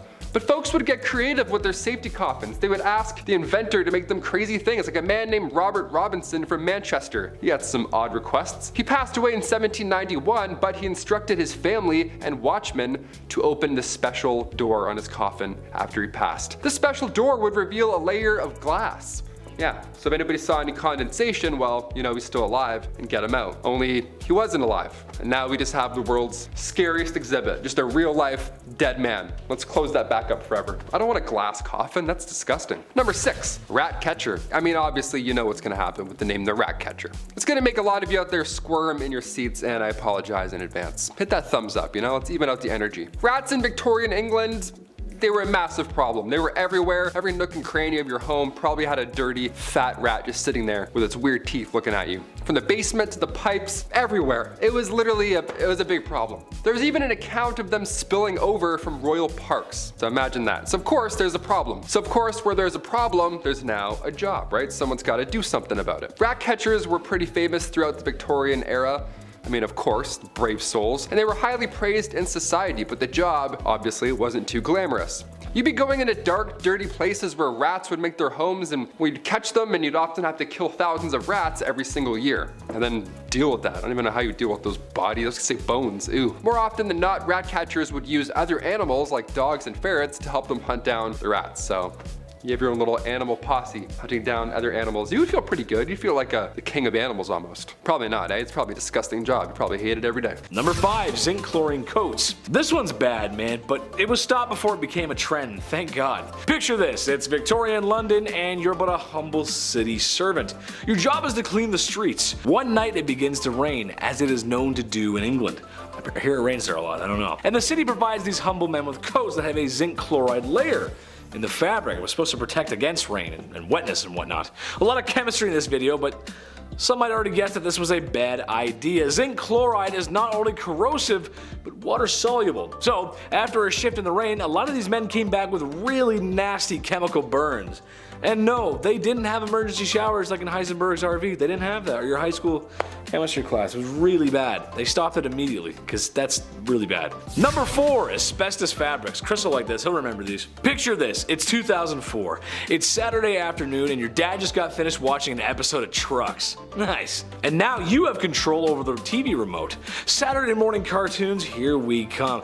I used to love the Kirby Show, he's one of my favorites. Love that guy. But just before you change the channel, there's a commercial with an old man who looks very concerned. And he says, "Have you been affected by mesothelioma and or because of exposure to asbestos? Then you may be qualified for compensation." I believe it went something like that. Maybe I should call Saul Goodman. Where's he when you need him? All jokes aside, those commercials were not joking. They weren't joking around at all because it's been known asbestos was very harmful for a long time. So yeah, it was pretty bad. Victorian times were no different. Mostly using things to protect from heat or fire, and while it did do the job somewhat, it was very harmful for the lungs. And like the old man says in the commercial, it could be cancerous, hence mesothelioma. I said it right there. I said it the first time when I was impersonating him, and now I can't say it. Mesothelioma. There it is, mesothelioma. Number 3, radium makeup. Okay, sure. I'll give you that radiation and radioactive materials were pretty much being discovered and barely understood for the time. Okay, sure. It was new. Look up Madame Curie. Tragic story there. So when the very interesting radium was discovered, it got thrown into everything because, yeah, why not? Radium makeup, radium watches, you name it, radium was in it. While at first exposure to radium, you'd be fine, not too much to worry about. However, after years of direct physical contact on the skin, yikes, there's going to be a problem. It's radioactive. It's the reason why you shouldn't get too many x-rays. Not that it's radium, I'm just saying radiation in general is not good for you. Not much to explain in this one except it was used and manufactured in women's makeup and they used it, and I'm sorry, that's just rough. Number 2, mercury hats. Mercury was nothing new in the medical field in Victorian times. It had been used in ancient China for a long time before that. And yes, it was poisonous. It was harmful to you. However, in Victorian times, some hats included mercury in their production process. Now, why is that so bad? Well, because mercury makes you go insane. Hence why they called it Mad Hatter's disease. I could not think of a worse name for a disease. Now, not that it's a fashion point, but this was also readily used for treating syphilis at the time. So something that's readily available for the public and health would wind up in closed production. It makes sense. If there's a lot of it, sure, it makes a lot of sense. But it makes people go crazy. Sorry, who's talking to me? What? No, I'm just kidding. Joke, funny. Number 1, cellulose nitrate. This one's crazy. As you can tell on this list, there's been a lot of clothes and fabrics mixed with some naughty chemicals. Naughty! Of course, this is years before OSHA or WMS, so it probably wouldn't happen today. However, this one takes the cake. When cotton, or a cotton-like product, is introduced to nitric acid, it forms cellulose nitrate, which is also known as flash cotton. Not because it takes its shirt off at an edgy concert, but because I cannot stress this enough how unstable and flammable it really is. Even the slightest heat source could set it off. There's even stories of people spontaneously combusting after being exposed to items made with such. The lights in the studio, they'd probably set it off. That's how sensitive it is. That's pretty crazy. More sensitive than your first day to prom, you know what I'm saying? Number 10, no calling, no gifts. This is a time in history when men were told to be gentlemen and women told to be ladies. Naturally, that came with some weird social practices. For instance, women were discouraged from accepting gifts from men. Personally, I like to give my girlfriend flowers and chocolate. I'm a classic guy, what can I say? Can't go wrong with that. However, even if a handsome silver-tongued devil such as myself were to give some flowers and the finest dark chocolate a 7-Eleven has to offer, and a most promising woman were to accept said gifts, she may not be able to call me back. Literally because, well, the phone isn't exactly a thing yet, and also because that's something else women were just discouraged from doing. Call on a man? No way, Jose, even if he is super nice and waiting for a genuine response. One etiquette guidebook from 1882 called any woman who calls on a man ill-bred and positively improper to do so. I like when people give me flowers and chocolate. Maybe call me sometimes, I'm a little lonely. Number 9. Act like a lady.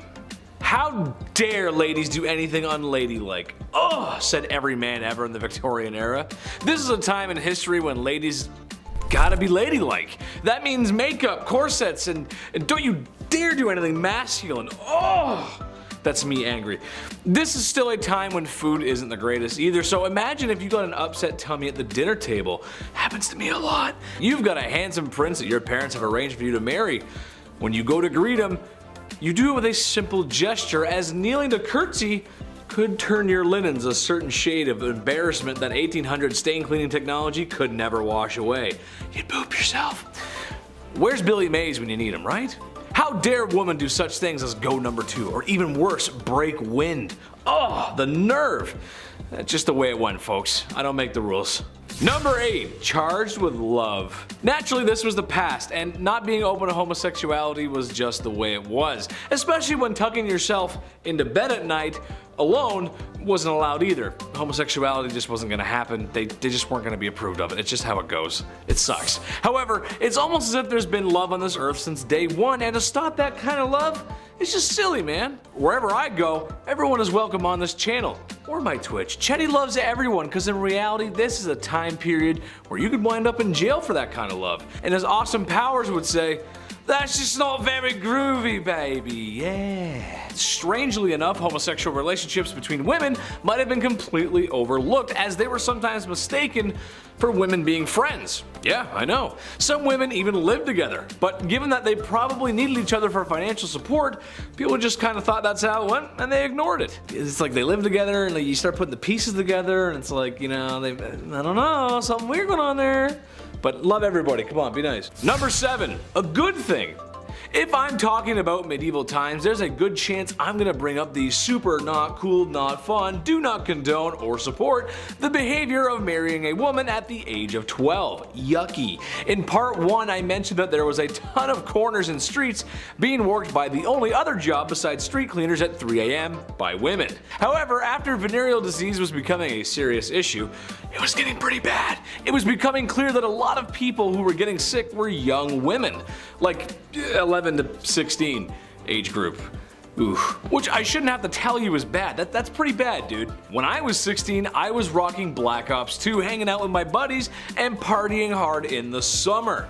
I got a lot of good stories, maybe I'll share them one day. Catching all that nasty stuff is no way to spend your youth, so thank God the government changed the age of consent to 16 years old, which I know is not a solution for everything that was going on, but it was a small step forward in the right direction. That's what we like, good history, moving forward. We like that, Chetty likes. Number 6, the seamstress. Being that the Industrial Revolution had started and business was booming, people needed to travel for business, or more specifically, men needed to travel for business, which means they gotta be away from their wives, and that means they're away from the very thing we're talking about today, bedroom stuff. How did men solve this issue? Well, there was no shortage of ladies roaming street corners to aid in that matter. However, there's an option with a little less syphilis. There were aids or early blow-up dolls called travel ladies.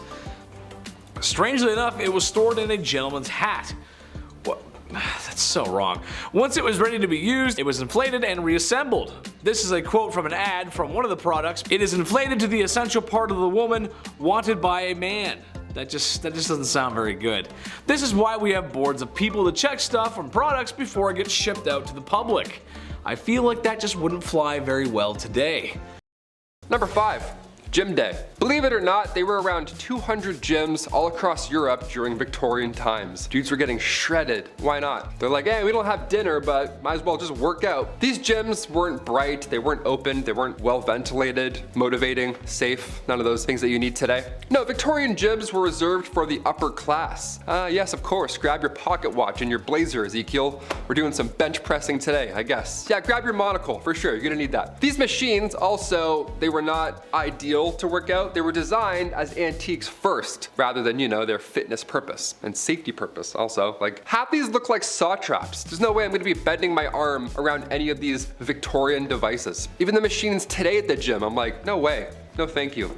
Weak gang, here we go. Number 4, beauty patches. Okay, we have to bring back beauty patches ASAP. Imagine like if a rapper had a beauty patch. Nelly had the Band-Aid, but we gotta have like beauty patches. We gotta like, you know, mix it up a bit. Bring back the facial feature game. These patches came in all shapes and sizes, of course, in the Victorian era. Even in this portrait from 1755, Joshua Reynolds painted Charles, the 9th Lord Cathcart, rocking a large beauty patch. That looks amazing. He does look like Nelly, honestly. He has like that motivational, like rapper kind of like, you know, he's in charge, and you can tell from the beauty patch. Like, that's a lord right there with that one of those. Take it off, no lord. Put it back on, lord. The reason for these patches back then, and sometimes having more than one, is because they were commonly used to cover up smallpox scars. They were made out of silk, velvet, and they were applied with glue. So pick a spot and commit. It's gonna be there all day. These patches were dark black and they were meant to make your pale skin pop. Of course, pale skin back then made everyone faint.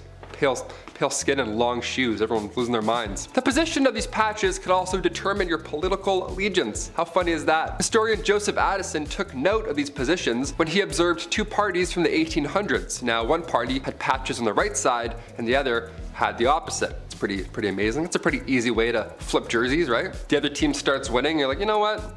Check it out. Now I'm on this side. Prove it. Number 3, chimney sweep. Terrible jobs, here we go. I remember when I was younger, I had to sweep the chimney in the house, and I loved it. I thought it was cool. I thought it was like a little safety, like secret room. I don't know. It wasn't safe at all, actually. It was just a dirty room. Had a little broom too. I always loved using that little broom. Little tiny sweeps, one at a time. Little tiny bag to go along with it, so gentle. This was a terrible job to have in Victorian London, obviously. Chimney sweeps were famously young as well. I can't say anything else there, but these guys were young lads. History is horrible. Maybe that's why I was doing it, right? Because I could fit inside of the thing. That makes sense. 1840 was a good year, all things considered. A law was passed that made it illegal for anybody under the age of 21 to climb in and clean a chimney. I was 18 cleaning my chimney. I had no idea. I could have used this great law and got out of the whole chore. Shame. Number 2, Jack the Ripper. Unidentified to this day. Who is he? How did he get away with it? And also, when are we gonna see a Netflix documentary on this guy? We have everybody else in this multiverse of killers. Where's this guy? Gonna complete the image. Well, it's because we didn't find him. Jack the Ripper was active in the East London neighborhoods primarily, and sadly, he would target sex workers at the time. He famously took the lives of 5 women from August to November of 1888, and they were believed to have been connected to Jack the Ripper, although some sources claim that he was active until 1891. It's hard to tell who's who and who's doing what. Again, this is also so long ago. There's no cameras. Hard to catch someone. Many believe Jack the Ripper had some anatomical knowledge due to the way that he left his victims as well, which is creepy. While there were some suspects, including a member of the British royal family, believe it or not, Jack the Ripper was never identified, so. Yeah, that sucks, really. We gotta find him. Can't, but we gotta. And finally, number 1, mudlarks. Yeah, we'll get dirty for this last one here. Why not? Victorian London around the 1840s, it was a bit of a mess. Everyone was sick, a lot of sore throats, to say the least. The jobs that were available, they sucked. They certainly didn't help you, you know, survive. The jobs that were available had you catching rats and crawling into sewers. One of the worst jobs to have was that of a mudlark. Now, as the name hints towards, a mudlark involved getting in deep in the mud and muck that would build up alongside the Thames River. Yeah, that dirty river back then. They're like, yeah, just go through the lining of that. See what's in there. Ugh. This one was reserved, again, for the younger folk with, you know, the patellas that still worked, you know, digging in the mud, of course. Can't have an old guy in there. He's not gonna come back out. It was like working in quicksand. It was horrible. It was exhausting. Not to mention the chances of being whisked away by the river at any given moment. Yeah, it sucked. All for the slim chance of finding a pocket watch or some driftwood, rags, something, anything really worth your troubles. Well, I've been your host, Taylor McWaters. Thanks for watching this whole video. I know that's hard nowadays to watch an entire thing. I can't watch a movie or a video for the life of me, so thanks. That's great. Number 10, boys Boy Jones. What's more intimate than a stalker? Am I right, ladies? If there's one thing women have loved throughout history, it's having every second of their privacy being watched by some creepy man, right? No. I can only imagine it's been worse since the dawn of smartphones and social media. That must be horrible. Well, as it turns out, there were some real creepwads in the Victorian era too.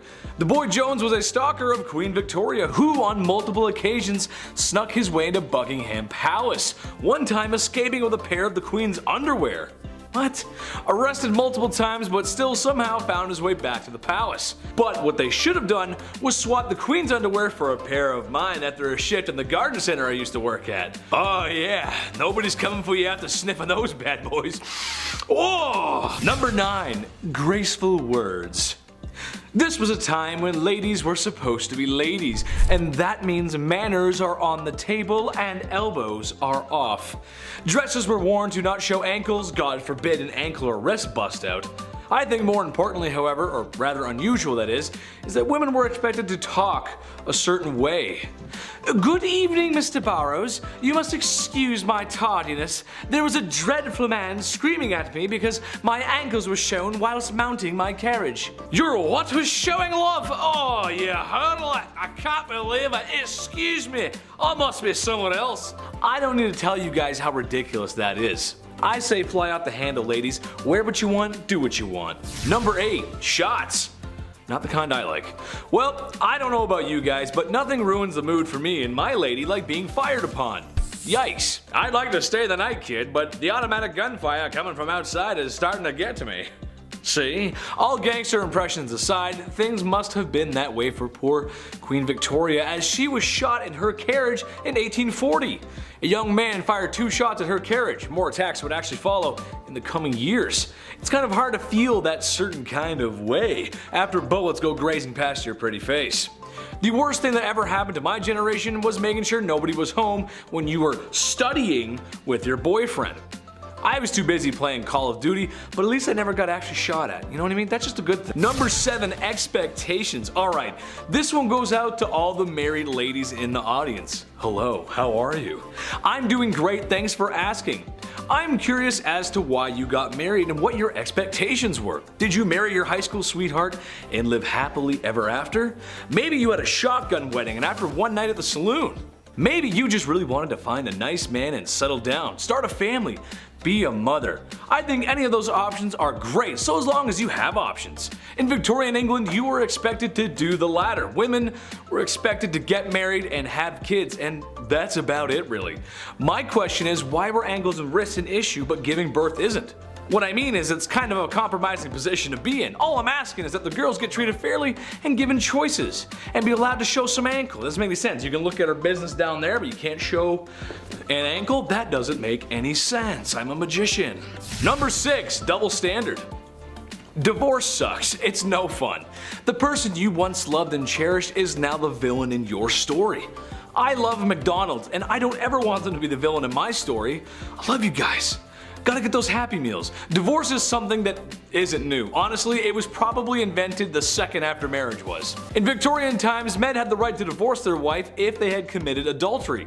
Women could not. Well, if you refer to my last part, you know that men were doing more than a little window shopping when it came to women.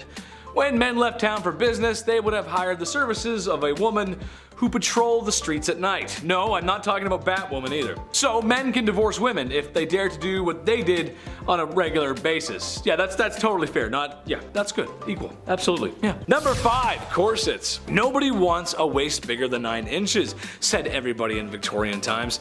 I for one can appreciate the female form and the hourglass figure. It's admirable, sure, but that being said, I don't think we need to go so far to keep the female form in shape. The corset's a little too much. Corsets were those chest-tightening, gut-sunking, push-all to mincemeat to the top of the pie apparel that went under every woman's dress or every fat dude in his 50s who wants to feel 29 again. I don't think I have to tell you why this is bad or uncomfortable. The human chest needs to breathe, and when something's that tight around you, well, you struggle to breathe. Trouble breathing, fainting were not all too rare, especially in hot and humid climates. For my generation, you may recall Elizabeth Swann had issue with hers in Pirates of the Caribbean. And then she fell, and then Jack Sparrow caught her, and it was a good movie. The don't. Corsets, I can't get behind them. Number 4, foot binding. While not exclusively done in the Victorian era, it was started in ancient times and continued all the way up until the 20th century, thus includes the Victorian era. A Chinese fashion tradition that takes women's feet and binds them and squeezes them until they begin to change shape. Poor ladies.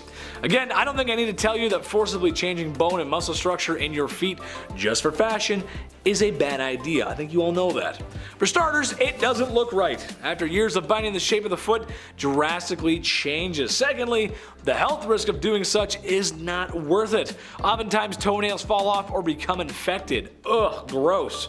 Bones break and pierce skin. It's a bad time all around. Thank God we stopped doing that, right? Jeez. Oh, thanks. Number 3, lard wigs. Wigs have been around for a long time. If you're a fancy politician from Washington, you wear a powdered wig, singing Yankee Doodle Dandy all the way to the Capitol building. Balding men, women, or really anyone can wear a wig. It's really for everyone. What I'm getting at is it's been around for a long time and we've come a long way. Given enough time and asked to tell the difference, I probably couldn't. I really couldn't point out a wig if you showed me. So we're getting really good at it these days. That being said, in the Victorian times, wigs were quite common and were fashioned with a peculiar substance. Lard, yes. Imagine every day of the week without proper baths or showers and living in close proximity to the Thames River. And you take a handful of pig lard and just slather that in your wig to style it. Put a gross sound effect in there, just gross sound, ugh. Do you imagine the smell? This is the most offensive hair crime since frosted tips in the early 2000s. Those were a big mistake too, I gotta say. I had them, but there's only one man who can pull that off. And he's in Flavortown, you know what I'm talking about. Number 2, German helmets. 1914 was the end of the Victorian era and the beginning of the modern era. It's actually a very fascinating time. It's kind of like modern meeting the past. Really cool. Well, fashion just doesn't mean civilian. Anyone who's ever spent time in the Marine Corps knows that they gotta look their best. Well, Marines. The Empire of Germany was no different in 1914, and a lot of German soldiers wore helmets with an ornamental spike, like a Koopa from Super Mario. I know you guys have seen the movies, you've seen them. Except the main issue here wasn't an overweight Italian plumbers jumping on their heads, but the war and the enemy itself. World War I was fought in a lot of trenches, so it's kind of awkward when you can see a bunch of little spikes moving up and around the enemy's trench. It's also kind of dangerous to have an extra piece on your helmet, as you can get caught in weird places like barbed wire, and yes, if you're wondering, sometimes they were used in the absence of a good melee tool. Yeah, you'd be correct, sometimes they did. You gotta do what you gotta do. Oh, brutal. Number 1, French uniforms. More World War I, but it's still Victorian. It counts, I promise. While the spiked helmets were a very bad idea, they were shortly phased out. They learned their lesson. However, the French stood up and said, no, I have a worse idea. Also, shout out to France. You guys get a bad rap for the war, but it's really your war. You guys rocked it, man. You guys are the best. Love France. Anyway, the French uniforms were a little bit of a mistake. In a classic case of fashion over function, kind of the theme of this list, they wore very bright and blue-red uniforms. Now, I don't know if you've noticed, but bright blue doesn't exactly blend into an environment, thus it made French soldiers a very easy target. Everything's like gray, black, and brown, and you're just wearing bright blue and red pants? Yeah, you're not gonna make it far, Chief. Okay guys, that's gonna wrap it up for me today. Make sure you like, comment, and subscribe here for more. Yes, we love that. We're almost 150,000 subs, man. Let's get it. Let's get it, baby! Number 10, the cholera belt. This is just so silly to me. While the Victorian era seems like a long time ago, it's really only like 3 to 4 people ago. So yeah, your grandparents or maybe even your great-grandparents could have experienced a life like this. As we all know, disease was rampant back then, and thank God we're a little less gross now, am I right?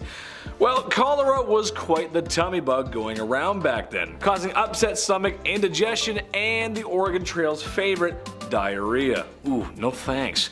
So the people of Victorian times came up with something that, well, wasn't only functional, but fashionable too. Very nice. The cholera belt was a piece of red fabric that was to be wrapped around the belly to keep you warm. That's because people thought having a cold belly caused cholera. Because yeah, that's what gives you cholera. Yeah, for sure. Yeah. That's what does it. It's not. It's a sickness. It's a virus. Number 9. Scheele's Arsenic Green. For some reason, green was all the rage back in Victorian times. I'm not sure why. I'm personally not a fan of green, but except for the green screen. We love that. I know you guys can't see that, but I love the green screen. When I was a paint mixer, sometimes people would bring up the wildest colors for me to mix, and they weren't for art projects. They were for walls. So weird, but I digress. There was a common color back then called Scheele's Green. It was made in a lab by a spooky, scary Swedish guy named Scheele. Go figure. This color was used in everything: dresses, fabric, paint, you name it. The trouble is, it was a compound of copper and arsenic. Therefore, it was toxic and caused a lot of harm. It also had links to cancer. For example, when Napoleon was banished to St. Helena, the walls of the house he was staying in were painted with shades of Scheele. Eee, that's not good. Pretty sure he died of stomach cancer too, so there's a connection there. Number 8. Beetle dresses. Like I said, the green color was really in at the time, and there were other ways of achieving such a gorgeous glow besides using Scheele paint. Similar to how Cleopatra made her eyeliner, some dresses in Victorian times were made with pieces of beetle. Oof. I'm sure there are some folks out there who probably don't mind that, but for the rest of us that don't care for Halloween or My Chemical Romance and Tales from the Crypt Keeper, hard pass. Basically any beetle or colorful bug that had wings, or I guess caprices, was worth keeping was prepared and sewn into fabric. The finished product doesn't look like it came from creepy crawlies. It actually looks kind of good, to be honest. Mind you, this is a time when a lot of things were still done by hand, so there's a little bit of love in each beetle you stitch. That's kind of nice. Mom helped out with that one. That was nice. Number 7. Wearing black for weeks. Losing a family member is tough. Life can get hard. In Victorian times, passing away was a big deal. There was usually a big funeral, flowers, tears, everything, the whole works.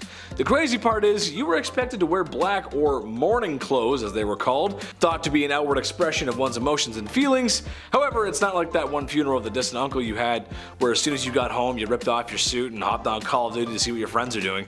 Oh, on the contrary, my ninja diffusing friends, because in Victorian times, your search and destroy matches would require you to wear those black mourning clothes for a long time. Sometimes even weeks and months on end. Queen Victoria wore hers for years after her husband passed, and it was odd to see her in anything but black. That's a weird story. That's crazy. Number 6. Aniline dye. In 1856, William Henry Perkin was trying to create an anti-malaria drug using aniline. After all, the British were spending an awful lot of time in foreign nations doing as the British do and needed a cure to keep doing what they do. Well, he did not find a cure for malaria, but he did discover it makes a very lovely dye that makes deep reds, purples, and black. You need that for the funerals. Naturally, this picked up a lot of steam and began to be used in everything from socks to shoe polish. Yeah, I know, right? Trouble is, once people got enough exposure to the clothing with aniline dye, their skin would go red, itchy, inflamed, and was known for causing really bad headaches. That's because it would absorb to their skin and poison their blood. That sounds pretty actually, I don't want that. Number 5. Jolly Lad. When people think about certain magazines that depict lewd imagery, you probably only think of Playboy. The bunny imagery was good marketing, honestly, just smart. But what if I told you the Hefmeister wasn't the first to publish such a magazine, or imagery? Back in the Victorian era, there was some saucy imagery being produced. The government had outlawed such indecency, but this only made the lewd picture industry move underground, where naturally it flourished, especially in major cities. And if you knew where to go and how to ask for one, you could purchase something from the hidden menu. Kind of like when you go to McDonald's. Yeah, there's a hidden menu there too. Google it and see for yourself. I'd repeat what my favorite one is, but I would be in trouble from the YouTube gods. And I've been treading on thin ice this whole video, so Number 4, the first counterculture. The 1960s were a very important time for many different people. Black Americans were fighting for their rights, music went from holding hands to strawberry fields, if you know what I'm saying, and everything that your parents told you just kind of felt wrong. If you grew up then, you know what I mean. I know people like to make fun of hippies, but there was some good ideas there. Well, in 1890s England, they were sort of having the same thing happen. Obviously not as strong as a push as it was in the 60s, but still. Basically, after all the oppression towards bedroom relations, people began to open up. Not literally, just open up thinking wise. That's really gross, don't repeat that. There's only one way we all got here. Unless you're a test tube baby, of course. In that case, thank you for watching CT133576-2. To some historians, this makes sense. When you push and push for things to happen or ban, eventually people will push back, especially if it's something like bedroom time. Everybody likes a little bit of bedroom time. Valentine's Day wasn't too long ago. Remember that? It was good. It was fun. It was good fun. Number 3, Jack the Ripper. While the man's numbers don't compare to any of the other horrible people in history, he's unusual because of his brutality and the fact that he was never caught. Jack the Ripper was maybe the first modern serial unaliver. He haunted the streets of Victorian London and is responsible for claiming multiple women's lives, women of the evening to be exact, and they began to know the name Jack the Ripper. Now, we'll probably just have to show you pictures of Victorian London or maybe some B-roll of a shadowy figure because there ain't no way we can show the crime scenes. There's probably a dozen different theories on who done it. Some say it was multiple men using his name as an alias, some say it was Prince Albert, there's even some who suggest that he was a she, and which explains why women were so easy to go off with Jack. That actually kind of makes sense to me at least, and why no one really would be looking for a woman back then. Kind of makes sense. Anyway, be careful out there, ladies. Just be careful. Number 2, Queen Victoria. It seems old Blighty herself may have been a tad more promiscuous than you'd think a royal to be. Well, not with other men, but her husband, who in her diary claims to be the love of her life, which honestly is kind of sweet and romantic. That's nice. One thing that I find interesting, however, is that while lewd images were outlawed, the Queen may have commissioned a painting of herself that was quite risque for the time, to gift to her husband, of course. Hypocrisy much? I say lewd, but it was probably just in her loose-fitting clothes, with maybe like an ankle showing or something. Still, unusual behavior for the Queen. I'll remember that for next time, Blight. I'll remember that. Number 1, Prince Albert. If you've ever stepped foot into a tattoo parlor, then you might know where I'm going with this. Prince Albert, the husband of Queen Victoria, had some controversy circulating his name. One, because he shares a name with another Prince Albert who was speculated to be Jack the Ripper, but also because of a very unique piercing. Go ahead and take a guess where that piercing is. Yeah, I didn't think so. As a man, if your anatomy could be described by an internet comedian using moderately funny euphemisms, then the piercing would go through your German army helmet. That makes sense, right? The horror. The absolute horror. It's rumored that he had one of these piercings. Did he? I'm not sure. But if it means anything to you, Nicholas II had a tattoo, so it's not completely out of the realm of possibility. Starting our list off at number 10, the first postage stamp. Nice. Who's the first guy who licked a stamp? Why'd he do it, right? We'll start off with stamp facts. Why not? I know there's a couple pen pals out there that still use snail mail. That's cool. This one's for you. May 1st, 1840, the world's first ever postage stamp was sold, of course, for 1 penny. Pretty cheap, nice, we love it. This sale changed history. Now on the stamp was of course a portrait of one Queen Victoria, world's first ever profile photo for a letter. Here we go, they're like, oh, who's this? Who's this little person here? Of course this caught on. Definitely caught on. More than 70 million letters were sent within the next year. And then that tripled only a few years later. And of course it thrived for 40 years. Do you still use letters? If so, write into us. Write some fan mail. Forget the comments. Write into us with a pen. With your autograph too, where you live. Yeah, no one's doing that anymore. Number 9, Alexander Graham Bell. I have no idea how phones work. I know it's vibrations and signals and I have to do this occasionally to help it out, but scientifically, nothing. I can't wrap my brain around this technology. Still, I'm 28 years old and I have YouTube. Couldn't tell you. If I was sent back in time right now, I wouldn't beat Alexander Graham Bell. I would just watch him and wouldn't change history one bit. Guy's a wizard. On March 7th, 1876, Alexander Graham Bell received a patent on his invention, the telephone, and just 3 days later, he made it work. Somehow. The world's first phone call was of course to his assistant, Thomas Watson. Now I'm from the generation that had T9 and I thought that was bad. I also didn't have that, one of these where you have to like go around and around a bunch of times. T9 was way worse than anything. You have to Morse code message all your friends. Ugh, we have it too easy today. Never forget about Alexander Graham Bell. Hit that thumbs up on your smartphone for Alexander Graham Bell. How? How does it work? Hello? Number 8, Queen Victoria's death. You may have heard the phrase, the sun never sets on the British Empire. Sounds very Westeros, doesn't it? Sounds like the British Empire is in an alternate universe or something, I don't know. But this is meant in a literal sense. On January 22nd, 1901, the Victorian era came to a close, of course, after the death of Queen Victoria herself. She passed away at age 81, and Queen Victoria was succeeded by her oldest son, King Edward VII. Now, at this time, the British Empire literally took up more than 1/5 of all of Earth's land. So the sun actually did not set on the British Empire. It's a real phrase. It's not just a fun bit there. Number 7, Queen Victoria's 8th child. First of all, 8th? Kudos. Here's a fact that we don't talk about enough. Let's do this. First of all, I have no idea what it's like to give birth. I hear the comparisons and what it feels like, whatever, and it makes me want to faint. It's like peeing a watermelon or something like that. I'm gonna faint just talking about it. The fact that you can endure this pain is beyond me, and the fact that you want to as well, kudos. Now imagine being the queen and having the public, like everybody, talk smack about you and how you decide to give birth for the 8th time. Yeah, April 7th, 1853, Queen Victoria decided to use chloroform as an anesthetic delivery. Now everybody at this point that, wasn't a scientist, they were sure to voice their opinions on the matter. It was a huge controversy, although this act directly spread the awareness of this medical advancement. I mean, yeah, it sounds, they're like, yeah, don't do that. But can you do that? We don't really know. We're eating bread. Number 6, grave bells. Oh, this one gives me chills. Here we go. In the late 1700s, cholera, bacterial infections, and anything and everything was spreading. It was not an ideal time, wasn't very safe. Many were biting the bullet at this time, sadly, of course, being gravely ill. But with this came a dark trend, the safety coffin. Yeah.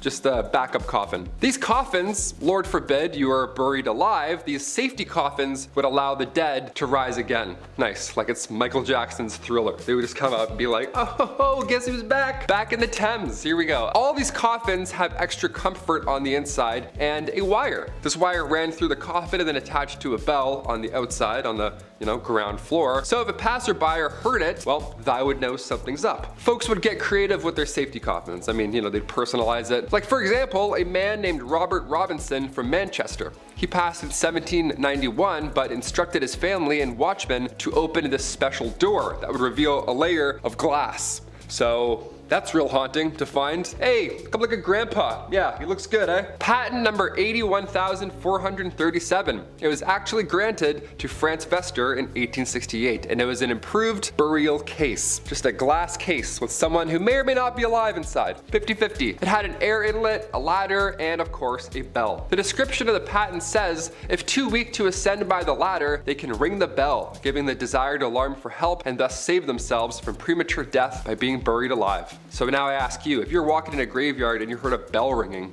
would you just start digging and be like, I think I heard something. I don't know, let's just disrupt this skeleton. At number 5, no divorce. Nowadays, divorce is quite common. All you have to do is sign a paper and you're done. But back in the Victorian era, before the Matrimonial Causes Act of 1857 allowed divorce, people had to find different ways of getting rid of their spouses. After all, just because there was no divorce doesn't mean that everyone was happy in their marriages. It turns out that in order to solve their problems and get rid of their spouse, people would just sell their wives, either in public or in private sales. Most of the time, a man would take his wife to the town square and just sell her off to a new man. According to some records, some women had the power to veto a sale, and sometimes it was for cash. Though I think the cheapest that a wife was ever sold for was a pint of beer. This wasn't necessarily bad for the woman, because if she was sold to someone else, things could sometimes work out and she could live a better life with a better spouse. And if she didn't, then she would just get sold again and get to try her luck with a new man. At number 4, food additives. These days, people are becoming more and more concerned with artificial additives in their food.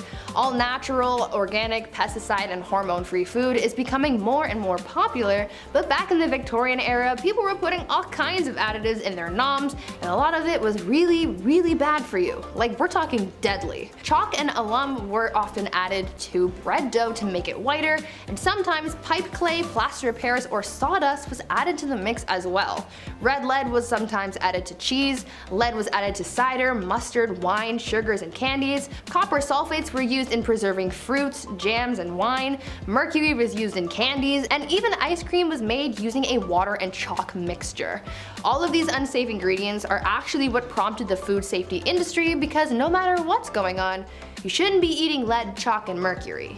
At number 3, corpse medicine. Now earlier I mentioned the whole grave robber industry and how that really took off during the Victorian era, but now let's talk about how they used corpses in their medicine. Back then, some people believed that consuming certain parts of the human body could cure their ailments. I know. Gross, right? One of the more popular medicines back then was a mixture made with human skull and chocolate, and it was believed to cure apoplexy. Back in the Victorian era, medical texts were published describing what parts of the human body could be used to treat specific ailments. One text described mixing the skull of a young woman with treacle to treat epilepsy. Another text says that you could treat paralysis with a candle made of human fat. Apparently, executioners were linked to this type of medicine as they would, execute someone and then use the remains to become a doctor and treat people's illnesses. Imagine Grey's Anatomy, but with Victorian medicine. Sounds like an interesting thing to watch, but also probably not to experience. At number 2, mummies. Speaking of dead people though, people from the Victorian era were oddly fascinated with mummies. I mean, I can understand the fascination to a certain extent because they're old and cool, but of course, these people just had to be extra weird and take that obsession with mummies to heights that they didn't need to be. People used ground up mummies to make paint. Pieces of mummies were sold in jars, and they were even used in advertising. One candy shop put a mummy on display in the store, claiming that it was the daughter of a pharaoh who saved baby Moses. I mean, that's weird, right? I understand that this was all happening as archaeologists were starting to uncover lost treasures and secrets from Egypt, but I mean, a mummy in a candy shop? Seems a little much. And finally at number 1, baby farmers. Now for what I believe is probably the most disturbing thing from the Victorian era, baby farmers. Basically, this was an industry of women who would take unwanted babies and either take care of them, give them to new parents, or unfortunately have them disposed of. One famous case of the darker side of baby farmers comes from a woman named Amelia Dyer. She was known to have charged women a lot of money to take their babies off their hands, but unfortunately the children wouldn't survive Amelia's care.